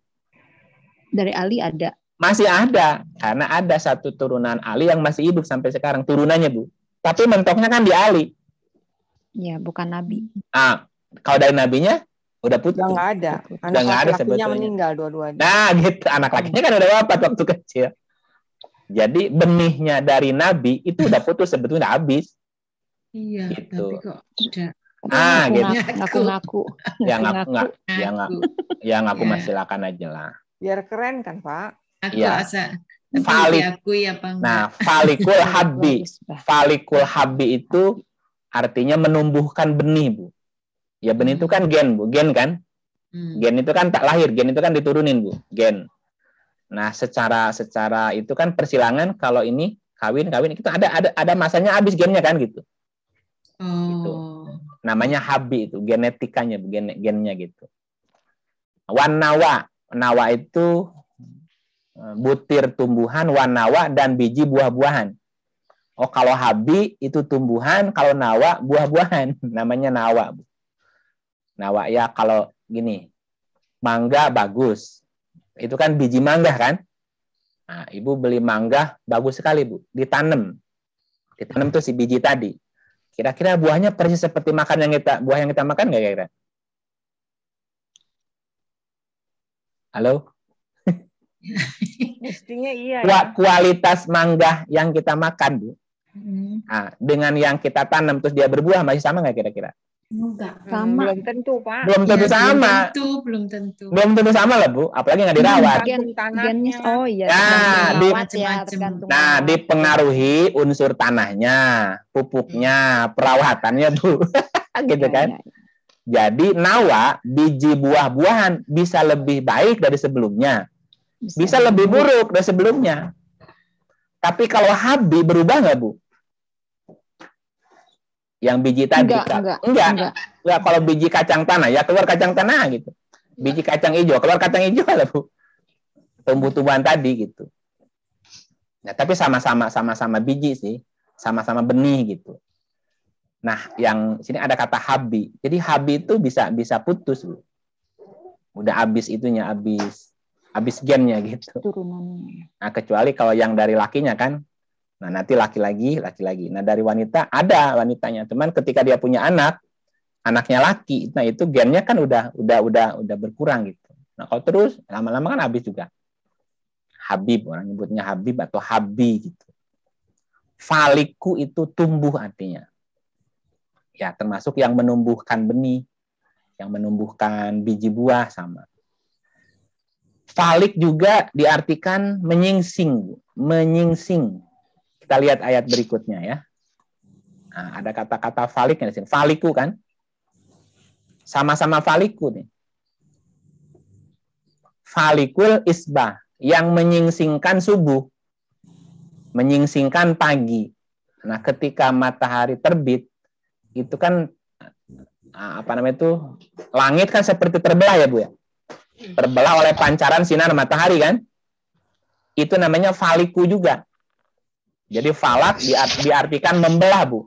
Menyingsingkan gitu.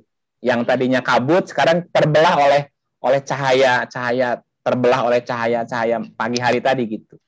Namanya falikul isbah. Menyingsingkan tuh menyingkirkan. Jadi ada celah tuh.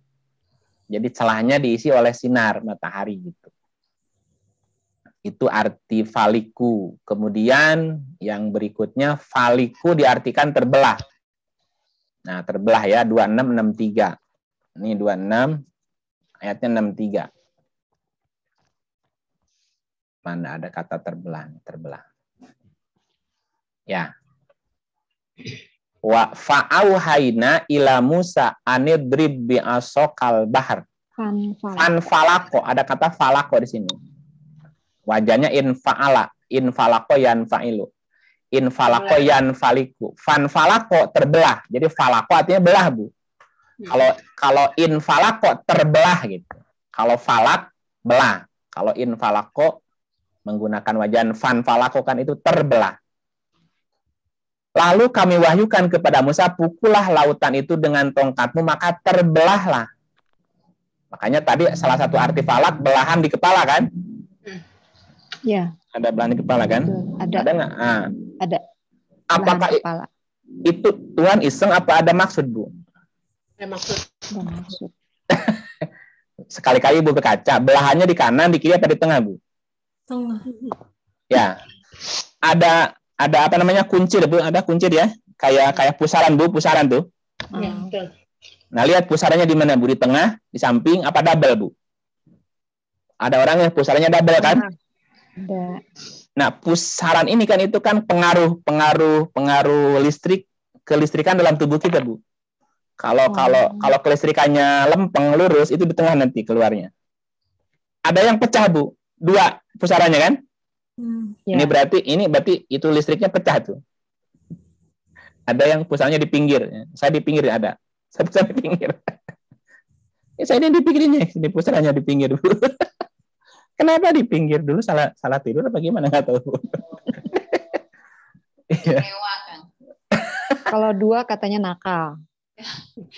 Iya, karena secara energi kulincir. Kalau 2 itu kan berarti pecah, Bu. Nah, jangan pecah kepribadian aja. Ini apa sih ada kelistrikannya nggak ini dulu. Di awal-awal tidak stabil gitu, Bu. Jadi pecah tuh gitu. Jadi ada pengaruh. Itu ini mah terbelah, Bu. Pukullah lautan itu dengan tongkat maka terbelah lah. Kepala kita kan juga terbelah tadi. Salah satu arti kepala kan belahan di kepala, Bu. Berarti ada sesuatu, Mak. Itu ada pelajaran kenapa ya belahnya di kiri ya? Ada yang di kanan, Bu. Ada yang di tengah kan belahnya. Kunciran tuh, belahan tuh kuncir. Ya. Dan tiap-tiap belahan seperti gunung yang besar. Tiap belahan seperti gunung besar. Jadi ada ini kan dua potensi, 2 kemampuan, 2. Kalau dibelah itu gini. Kalau lautan itu berarti dalam, Bu. Lautan kan maknanya dalam, luas ya. Sesuatu yang dalam, sesuatu yang luas itu menggambarkan apa, Bu? Wawasannya luas kan gitu ya. Pemahamannya dalam gitu ya. Pukullah lautan itu dengan tongkat, maka terbelahlah lautan itu dan tiap-tiap belahan seperti gunung. Artinya potensi kecerdasan otak kirinya berkembang, juga otak kanannya berkembang. Jadi dua-duanya berkembang begitu. Logis dan cerdas. Logik dan cerdas juga. Nah, itu kan menjadi bagus gitu. Jadi seimbang antara otak kanan dan otak kirinya, antara kelogisan dan kecerdasannya, Bu. Nah, belahannya berarti seimbang. Gitu.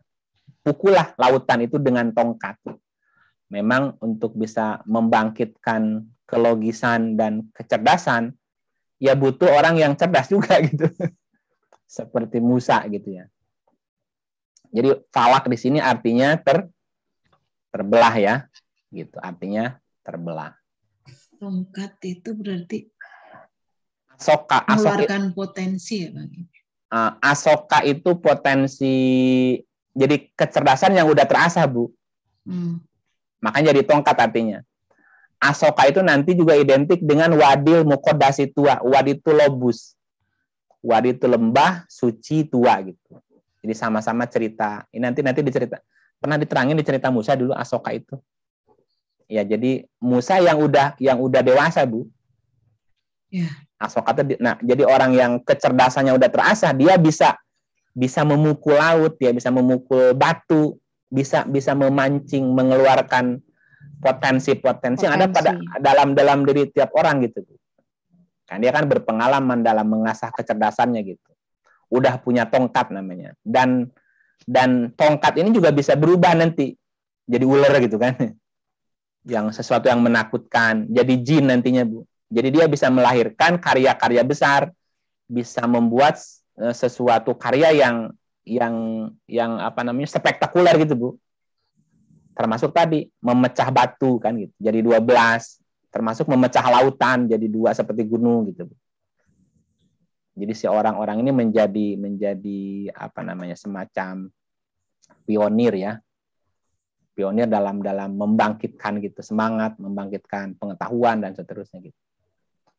Jadi ada 4 arti falako di dalam Quran tuh ya. Falak diartikannya subuh, berkaitan dengan musibah yang datangnya subuh. Falako juga diartikannya tumbuh, menumbuhkan ya. Falako juga diartikan menyingsing. Dan falako diartikan terbelah, seperti Musa membelah laut gitu ya. Kalau falako diartikan dengan dimensi waktu, ya berarti kaitannya dengan waktu. Waktu subuh, waktu tumbuh, waktu menyingsing, waktu terjadinya pembelahan kan gitu. Kapan itu mulai terbelah? Waktu bayi lahir itu udah terbelah belum, Bu? Kuncirnya udah ada belum, Bu? Udah ada kuncirnya ya? Belum kelihatan ya? Udah ada. Udah kelihatan ada. Udah. Nah, berarti proses pembentukan kulincir itu waktu di kandungan berarti ya? Itu di kandungan berarti. Kalau pas lahir udah ada gitu, Bu? Iya, pas ada. Bayi. Kalau falako berarti subuh, bencana di waktu subuh, berarti bencana itu ada waktunya juga, Bu. Nah, kalau kita boleh belajar, kalau kita mundur ke belakang, bencana apa yang kejadiannya subuh gitu. Kita bisa belajar. Itu siklusnya berapa lama tuh? Dari kejadian kepada kejadian gitu. Itu kan berulang seperti siklusnya, Bu. Ada siklus yang berulang gitu. Itu kan Nabi Lut ya. Nabi Lut pernah di waktu subuh. Tsunami juga waktu tsunami itu di pagi hari ya. Galunggung itu pagi hari, Bu, jam 8. Yang subuh tsunami ya. Yang subuh tuh yang Situ Gintung tuh subuh, yang banjir bandang tuh, Bu. Yang ada orang di Cimahi ketimbun tuh juga subuh tuh. Timbun gunungan sampah. Nah, termasuk yang banjir bandang di Garut juga subuh tuh. Yang dulu di mana ya, di Gunung Slamet apa ya, itu juga. Jadi ada beberapa peristiwa yang memang subuh. Nah, itu subuh apa saja, terus siklusnya berapa lama dari satu peristiwa ke peristiwa lain, itu bisa dipelajari itu. Gitu kan. Waktu duha juga suka banyak ya, waktu duha. Bencana. Waktu duha nanti ada juga duha berkaitan dengan bencana juga ada. Nanti abis ini yang keempat kita akan cerita subuh. Nanti abis subuh masuk ke waktu duha, Bu. Ini kan ngurutnya gitu kan? Enggak. Abis subuh nanti ada bukrotan dulu. Ada bukrotan. Nah, dari bukrotan kemudian masuk ke duha gitu ya.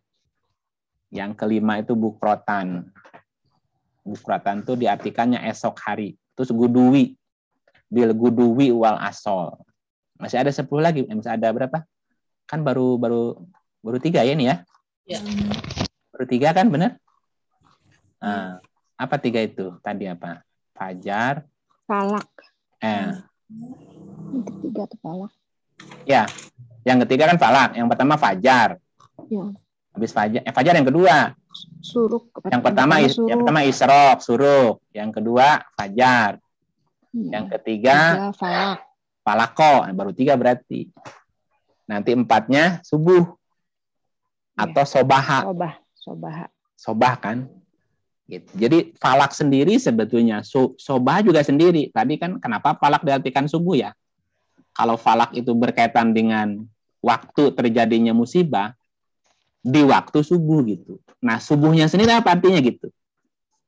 Subuh itu sobaha artinya menjadi gitu. Salah satu artinya menjadi. Jadi kejadian yang terjadi pada peristiwa itu gitu. Sobaha itu menjadi, salah satu artinya gitu, salah satu artinya. Dan banyak arti subuh nanti, ya gitu. Baik, itu saja sementawis. Nah, sementara apa sementawis ya? Sementara berkaitan dengan cerita dimensi waktu siang ya, waktu naharon ya. Ada 10 peristiwa kejadian di dimensi waktu siang tadi ya. Ada isyraq, ada fajar, ada falak gitu ya. Nah, sebenarnya beda-beda tipis ya antara satu dengan yang lain. Nanti sampai asar tuh. Asar kan masih di waktu siang kan? Asar itu sudah saripatinya, Bu. Menjelang. Kalau maghrib kan udah masuk malam nanti gitu. Udah masuk dimensi waktu malam gitu.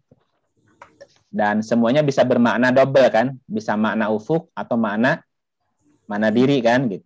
Berarti fajarnya di dalam diri apa? Falak di dalam diri apa gitu, Bu ya. Ya, kalau kita contoh gini, kalau kita salah tempat dan waktu makan, bisa terjadi bencana nggak, Bu? Bencana, iya. Ya, gitu. Kalau itu berkaitan dengan ayat diri, waktu dan tempat juga mempengaruhi gitu kondisi tubuh kita, Bu.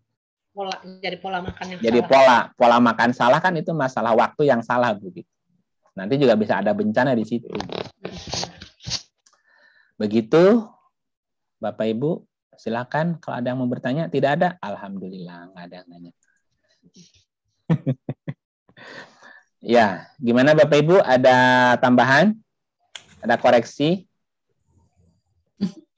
Iya, biasanya Bu Tini yang... Ya, oh Mas Gunju, monggo. Tadi ada pertanyaan. Ya, silakan Mas Gunju. Oh iya, nuhun. Iya Kang.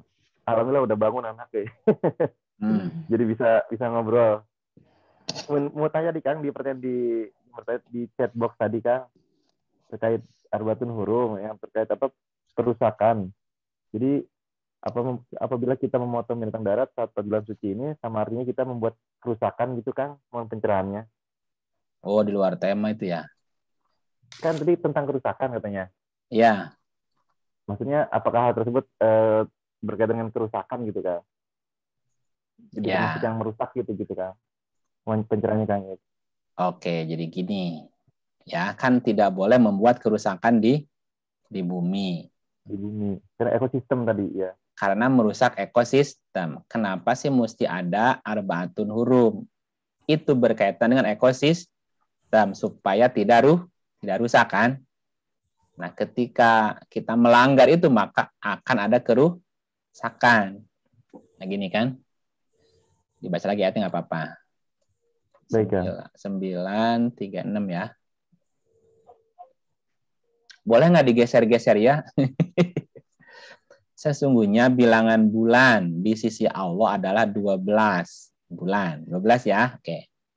Dalam ketetapan Allah di waktu Dia menciptakan langit bumi. Jadi ada cerita proses penciptaan langit bumi ini. Oke. Di antaranya, di antara 12 bulan tadi, 4 bulan haram, 4 bulan penting. Ya, itulah ketetapan agama yang lurus. Maka janganlah kamu menganiaya diri kamu dalam bulan 4 itu. Ya, fala tadlimu fihinna anfusakum. Jangan kamu berbuat zolim terhadap dirimu, terhadap anfusmu. Berarti ini ada kaitannya dengan anfus nih masalahnya, Bu. Ya. Ini ada kata-kata diri kan? Jangan menganiaya anfus, menganiaya jiwa. Ada kaitan dengan jiwa masalahnya. Di dalam bulan yang 4 itu. Waqatilul musyrikina kafatan, dan perangi kaum musyrikin itu semuanya sebagaimana mereka pun memerangi kamu semua. Dan ketahuilah bahwa Allah beserta orang yang bertakwa.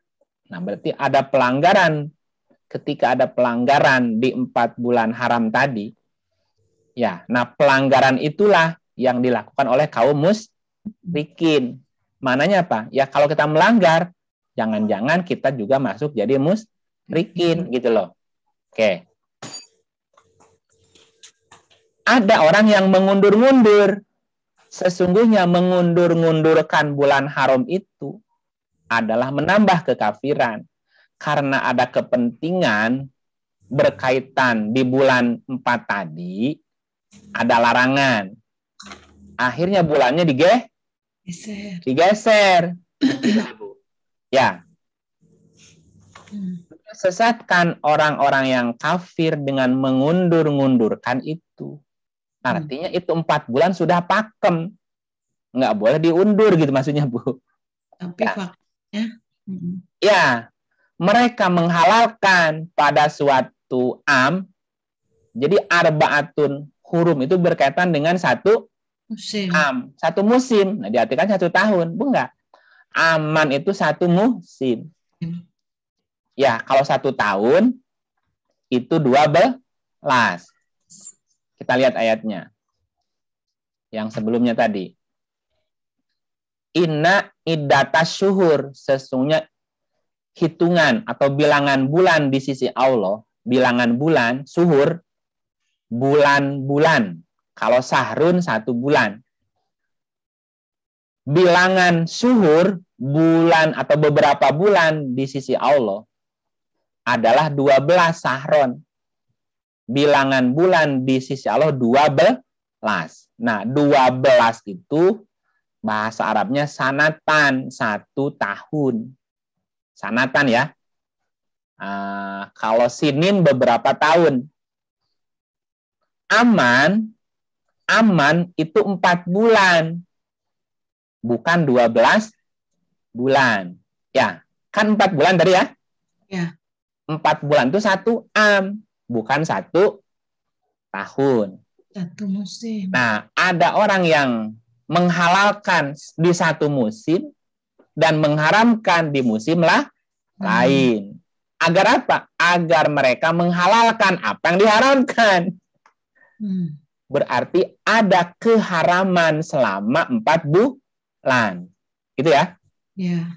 Ada yang diharamkan oleh Allah di 4 bulan tadi.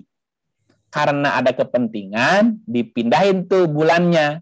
Sehingga dianggap yang tadinya diharamkan jadi halal di bulan itu. Gitu kan? Oke. Setan menjadikan mereka memandang perbuatan yang buruk itu. Memandang apa, Bu? Setan menjadikan mereka memandang perbuatan yang buruk itu dianggap baik, Bu. Jadi baik. Dianggap jadi baik. Padahal pelanggaran kan? Ya. Nah, apa resikonya? Allah tidak memberi petunjuk kepada orang kafir itu. Ya wis, kalau kamu mau melanggar, ya wis silahkan gitu bahasanya. Mau melanggar, ya udah langgar aja. Pikiran merajalela. Mau melanggar, ya silahkan langgar aja gitu. Akibatnya akan terjadi kerusakan.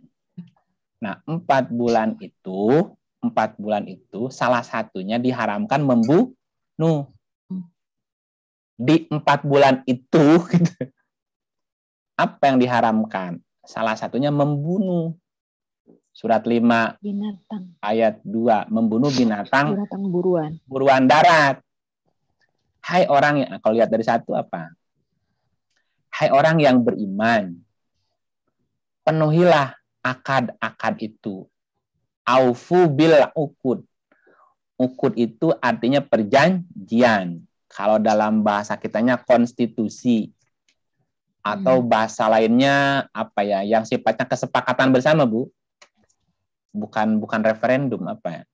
Akad itu perjanjian. Perjanjian yang dibuat oleh manusia supaya tadi tidak terjadi kerusakan. Seperti gini. Bulan ini tidak boleh memancing ya. Karena ikan lagi bertelur misalnya gitu. Bulan ini jangan berburu ya karena binatang lagi pada melahirkan hamil misalnya gitu. Musim kawin kan gitu ya. Itu kan disepakati bareng namanya akad itu.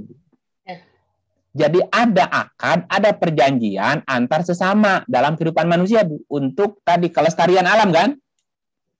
Oke. Wahai orang beriman, penuhilah akad itu. Dihalalkan bagimu binatang ternak. Halal ya? Kecuali yang akan dibacakan kepadamu. Oh, berarti ada yang tidak dihalalkan, gitu kan? Oke. Dengan tidak menghalalkan berburu ketika kamu sedang ihram, sedang haji lagi. Gimana orang lagi haji berburu atuh, Bu? Ini lagi ihram, wa antum hurum. Hurum kan jamak ini. Ya. Coba ulangi. Hurufnya bukan ini, hurum diartikannya haji. Oh, berarti kalau lagi ngehaji boleh kan itu kan? Jadi gitu kan? Wahai orang yang beriman, penuhilah akad-akad itu. Dihalalkan bagimu binatang ternak, kecuali yang akan dibacakan kepadamu. Apa? Dengan tidak menghalalkan berburu ketika kamu sedang hurum. Tadi 4 bulan hurum, kan hurum kan? Kita lihat tadi 9, 36. Apa kalimatnya di sini? Arbaatun hurumnya. Hurum itu kan jamak. Hanya ada 4. Arbaatun hurum, 4 bulan. Hurum. Kalau 1 kan haram. Kalau banyak jadi hurum. Nah, ada 4 bulan hurum gitu, Bu. Arbaatun hurum namanya. Jadi hurum di sini mewakili apa? 4 tadi kan? Tidak menghalalkan berburu ketika kamu sedang hurum. Atau selama 4 bulan hurum tadi. Kan itu. Sesungguhnya Allah menetapkan hukum-hukum menurut yang dikehendakinya. Ini kan bukan lagi cerita haji, Bu. Ini ceritanya Maidah. Maidah itu hidangan. Kaitannya dengan makanan. Ya, coba lanjut ayat 2. Wahai orang yang beriman, jangan kamu melanggar syiar-syiar Allah. Dan jangan melanggar kehormatan bulan-bulan haram. Sama kan? Bulan-bulan. Berapa bulan, Bu? 4. Kan tadi, 4 bulan haram tadi. Oke. Jadi selama 4 bulan itu, jangan mengganggu binatang hadyu. Binatang hadyu. Ya, hadyu itu artinya petunjuk, Bu. Binatang-binatang yang memang diciptakan sebagai petunjuk, Bu. Dan jangan mengganggu binatang qolaid. Qolaid itu ekosistem, rantai makanan. Kalau satu rantai diputus, yang lainnya mati nggak? Itu namanya qolaid. Qolaid itu rantai makanan atau ekosistem. Dan jangan mengganggu orang yang mengunjungi Baitullah. Jangan mengganggu orang yang sedang menuju ketetapan Allah. Sedang mereka mencari karunia dan keridhaan dari Tuhannya. Dan apabila kamu telah menyelesaikan haji lagi, menyelesaikan si hurum tadi, selesai dari bulan-bulan yang hurum tadi, bolehlah kamu berburu lagi. Ya. Dan jangan sekali-kali kebencianmu kepada suatu kaum karena mereka menghalangi dari Masjidil Haram, mendorongmu berbuat zalim kepada mereka. Dan tolong-menolonglah kamu dalam mengerjakan kebajikan dan takwa. Jangan tolong-menolong dalam berbuat dosa dan pelanggaran. Apa salah satu contoh berbuat dosa dan pelanggarannya tadi? Mengundur-undur bulan haram. Dengan menghalalkan di satu musim, mengharamkan di musim yang lain. Allah mengharamkan, dia menghalalkan, gitu kan? Nah, selama 4 bulan itu, kita tidak boleh berburu, membunuh, juga memakan, ya kan? Orang kan kalau mau makan mesti dibunuh dulu kan? Nah, kita lihat surat 5 ayatnya berapa? 94 ya. Kalau kita masuk ke 94, hai orang yang beriman, Sesungguhnya Allah akan menguji kamu dengan sesuatu dari binatang buruan yang mudah didapat. Ini berarti binatang apa nih? Ternak. Ternak kan? Ya, kalau binatang itu mudah didapat oleh tangan, berarti kan ternak. Dan tombakmu, nah kalau dia berburunya mesti pakai tongkat, berarti binatang liar kan? Liar, jadi diburu. Supaya Allah mengetahui orang yang takut kepadanya, biarpun ia tidak melihatnya. Tapi Allah sudah melarang itu.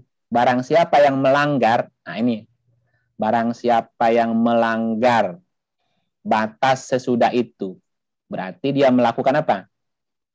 Perburuan kan?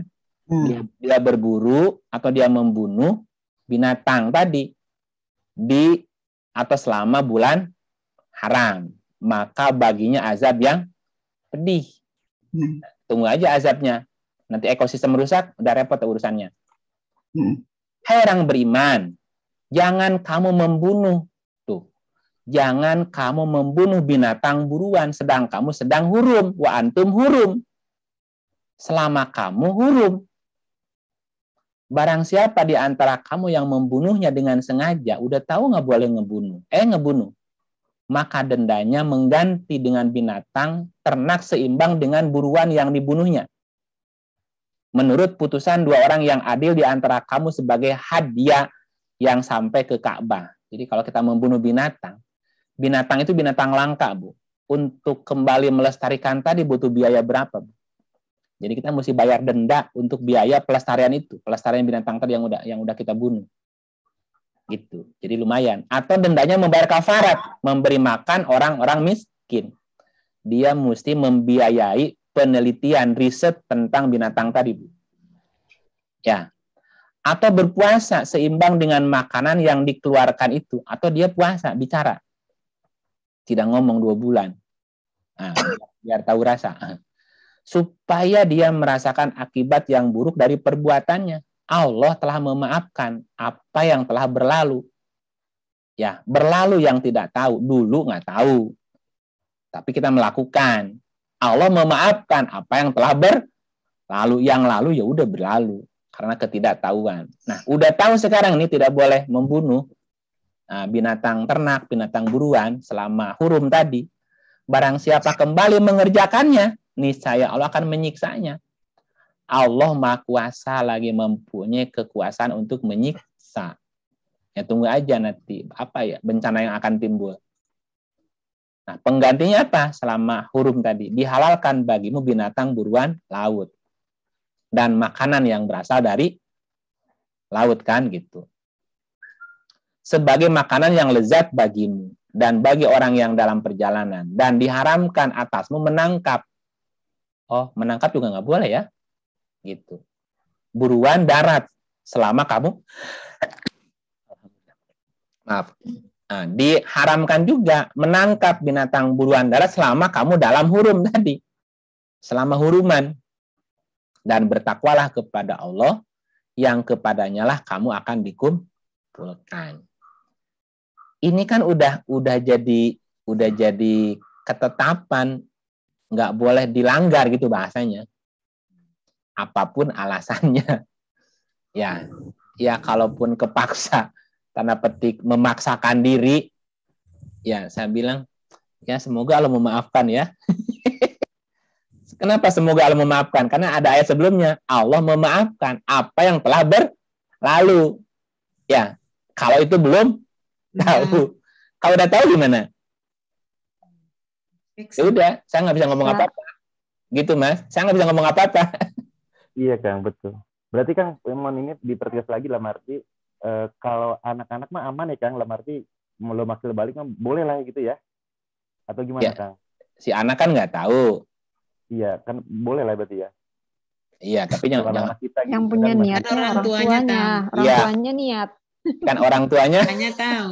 Orang tuanya kan masih nyontoin. Iya. Nah, nyontoinnya kenapa Bapak nggak makan sate sekarang, Pak? Gini terangin. Emang sih lagi nggak makan, betul kan, mengikuti betul seperti itu. Maksudnya kalau istri gitu kan lagi sama anak gitu kan, terutama anak gitu kan, pertanyaannya kan ya kayak model intinya mah kayak kaldu Royco juga sebenarnya kita nggak boleh banget tuh karena itu masih terkandung ayamnya, makanya diganti kaldu jamur selama 4 bulan itu juga. Iya, turunannya. Hal tersebut supaya lebih apik kan. Jadi untuk mengingat juga teman-teman, ketika kita pakai kaldu Royco juga nggak boleh tuh kan, karena ada kandungan ayamnya. Kandungan binatangnya, iya.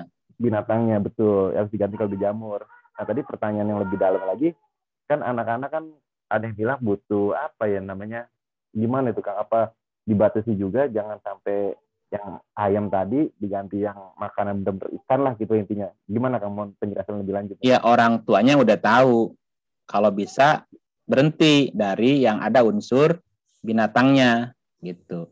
Anak kan ngikutin orang tua, Pak. Oh ya. Gitu ya kan. Berarti intinya seperti di stop lah ya. Ya kecuali anaknya sudah mulai logik kan, mulai diajak bicara. Kenapa sih kasih penjelasan yang logik tadi? Ya kalau kita membunuh binatang lagi hamil kan nanti berikutnya nggak ada lagi binatang gitu.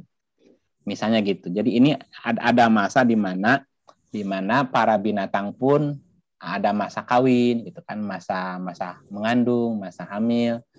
Ya ke anak sih lebih logik itu aja, yang logika. Kalau kita berburu nggak dibatasin kan bisa punah gitu. Bukan hanya memburu yang binatang dimakan ya, termasuk membunuh binatang darat itu juga nanti ditahan gitu. Jangan dibunuh loh gitu.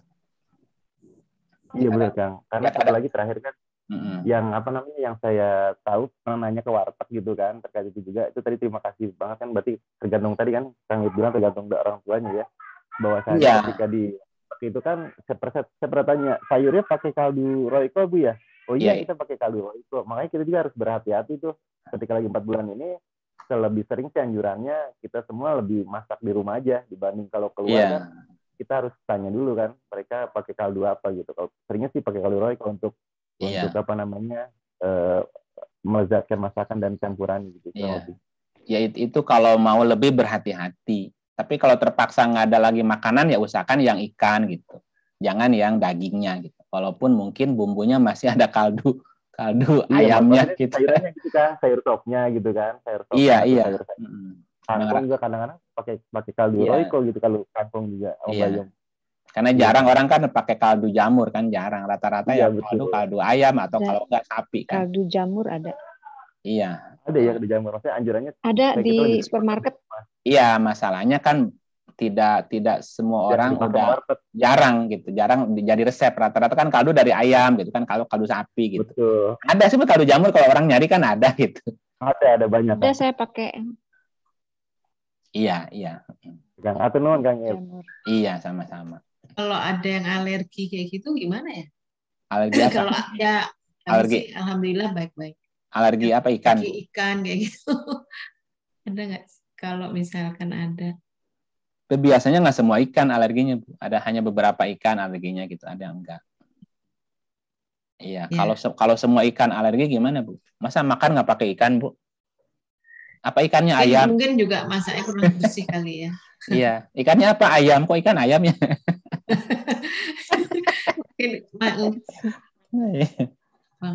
Ya kalau itu mungkin ada kekecualian. Ada orang kan misalnya gini, ada orang yang punya masalah dengan darahnya, Bu. Nah, dia harus makan daging. Kalau nggak makan daging, misalnya darahnya kurang beku, misalkan kan daging itu kan hawanya panas ya. Ada orang memang harus makan daging. Nah, itu kan kekecualian karena penyakit kan sakit itu. Minum harus panas, makan yang harus ada hawa panasnya. Kayak daging itu kan hawanya panas gitu ya. Mungkin itu kan kekecualian darurat namanya itu kalau gitu. Tapi kalau bisa ya dihindari dulu nanti. Nah, beralihnya ke makanan makanan laut tadi kan, makanan air gitu. Kalau alergi ikan gimana ya? Itu kan alergi itu berkaitan dengan mindset sebetulnya. Mindset. Bisa sih mindset kan bisa diperbaiki sebetulnya. Kenapa dia alergi dengan ikan, Bu? Pasti ada sesuatu di perjalanannya nanti. Ada orang alergi dengan ikan, ini pasti ada sesuatu dalam perjalanan. Kenapa dia alergi ikan, Bu? Dan itu kan bisa diterapi sebetulnya. Dikasih semacam gitu. Punten. Kang Iip. Iya, Bu. Wah, Ibu ini. Iya. Saya masih dengar. Jadi saya lagi berpikir kapan sebetulnya secara perjalanan sejarah ada istilahnya perubahan makna dari apa namanya, dari memaknai sampai jadi haji sekarang menjadi ritualnya seperti ini ya.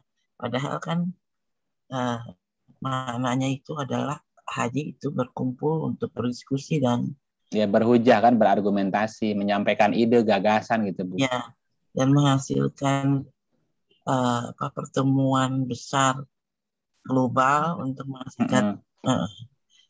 Nah, sebetulnya kalau dilihat dari perjalanan sejarah, ini sebenarnya kapan terjadi perubahan arah ya, perubahan perilaku dan perubahan ritualnya dan objektif daripada haji gitu ya. Iya, itu gimana ya Kang? Iya. Saya melihatnya Bu, tugas Nabi belum selesai Bu. Kenapa? Jadi Nabi tugasnya kan menerima wahyu dan menyampaikan wahyu Bu. Dan sudah selesai itu Nabi menerima wahyunya, udah 30 juz, udah 114 surat. Nah, tinggal kita bagaimana mengartikulasikan, memaknai Quran untuk kekinian Bu. Nah, saya melihatnya kalau ditanya sejak kapan ya maknanya, mungkin bukan sejak kapan sih. Kenapa sih kita tidak berpikir ke depan seperti ini loh gitu, maksudnya gitu loh. Iya, itu kan udah sahih. Al-Quran mengatakan seperti itu gitu ya. Iya, gitu. Ini Quran lah gitu bahasanya. Ya, kenapa secara perilaku, secara massa lagian. Nah, gitu. Ya, gitu kan. Ini kayak kita jadi kayak salah berjamaah gitu ya, gede-gedean lagi ya. Iya, kesalahan bareng sedunia lagi kan. Sedunia, iya. Susah mengubahnya. Iya Bu, kalau kita jawab pakai ayat kan gini. Kan gini ayatnya. Alif, lam, mim, ro. Ini adalah ayat-ayat kitab.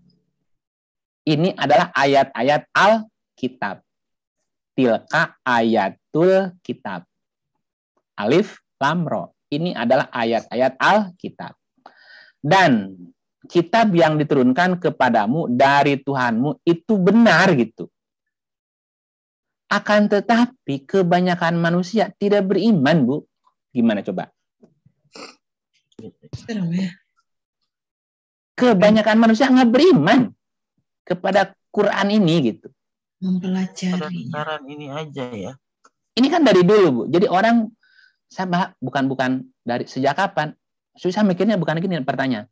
Kapan sih manusia ini mulai berpikir gitu, seperti Quran gitu loh, Bu?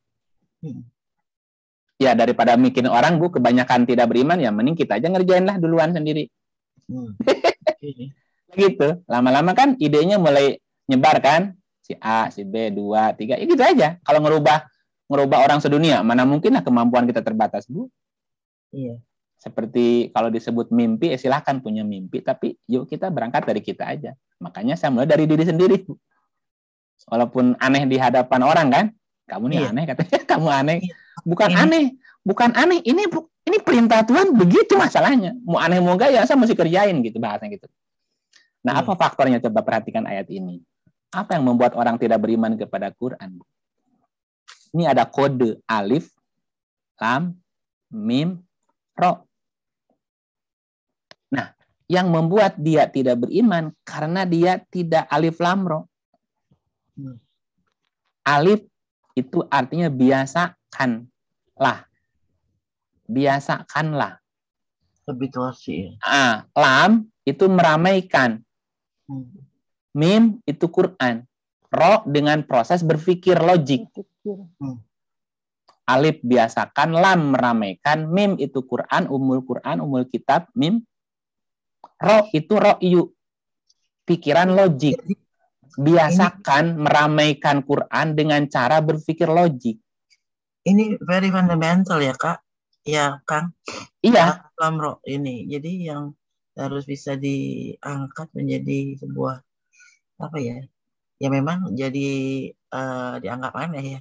Cuma memang untuk melakukan transformasi harus berani menjadi aneh. Ya itu. Gitu kan. Jadi aneh. Iya. Iya gitu. Ditaruh di sini ada maknanya, ada kodenya luar biasa ini.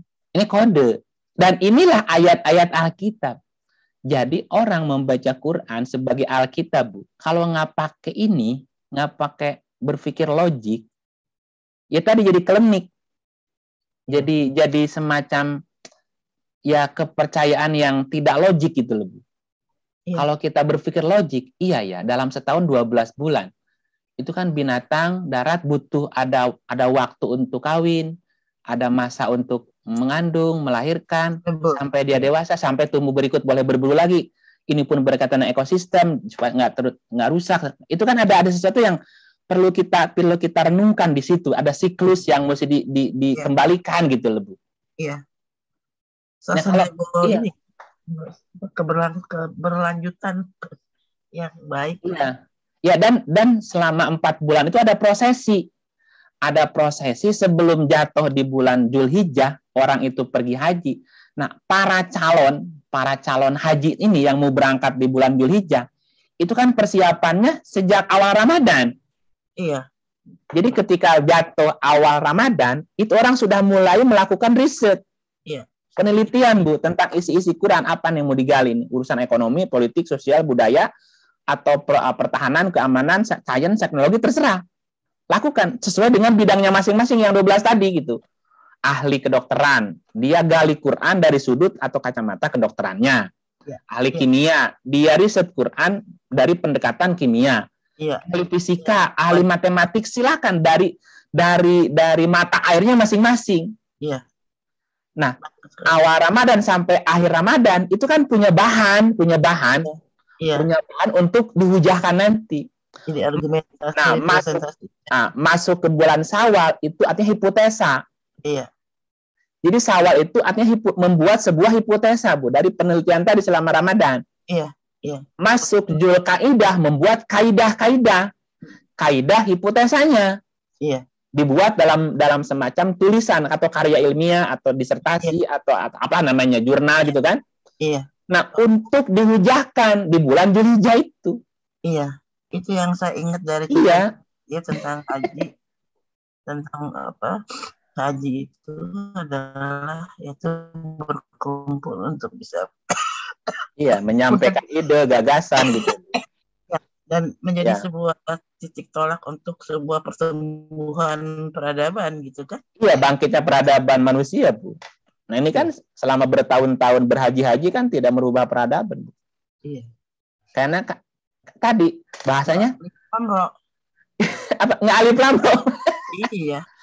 Nggak alif lam ro. Makanya akibatnya ya orang bukan mengingkari, tidak beriman kepada Quran, tidak mengikuti apa yang diajarkan Quran, Bu. Kalau ngikutin pasti ada sesuatu yang ditemukan berupa ide gagasan untuk kemajuan tadi peradaban manusia itu.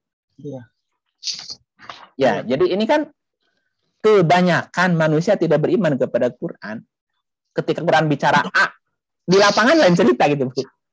Quran bicara B, di lapangan lain lagi ceritanya. Kayak tadi, cerita Arbaatun Hurum aja. Loh, orang kurban di bulan Zulhijjah, Bu. Gitu kan? Ya, kenapa jadi begini? Bukan kenapa jadi begini, kenapa begini ya? Nggak kayak gini gitu. Iya. Nah, saya melihatnya orang belum menuju ke sini gitu. Belum. Kalau kan secara ritual kita harus berkurban kambing atau ini segala macam. Saya rasanya sayang banget itu. Mesti begitu. Saya sudah memutuskan uang untuk itu tidak tidak jadi binatang korban ya. Iya, tapi dibuat sebuah yang lebih berguna dan lebih sustainable gitu kan. Gitu itu bisa kan ya? Bisa kan ya? Bukan bisa, emang harusnya begitu. Harusnya begitu ya. Iya, tidak untuk konsumsi. Iya, ya udah paling nggak saya bisa berargumentasi untuk kenapa saya tidak mau berkorban kambing atau sapi. Iya. Begitu kan.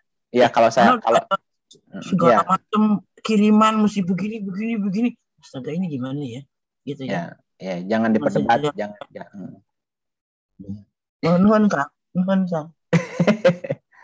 Ada orang yang berdebat tanpa ilmu, tanpa pengetahuan, jadi debatable, jadi nggak produktif lah, Bu. Iya, baik. Terima kasih, Kak. Oke, baik. Terima kasih semuanya ya.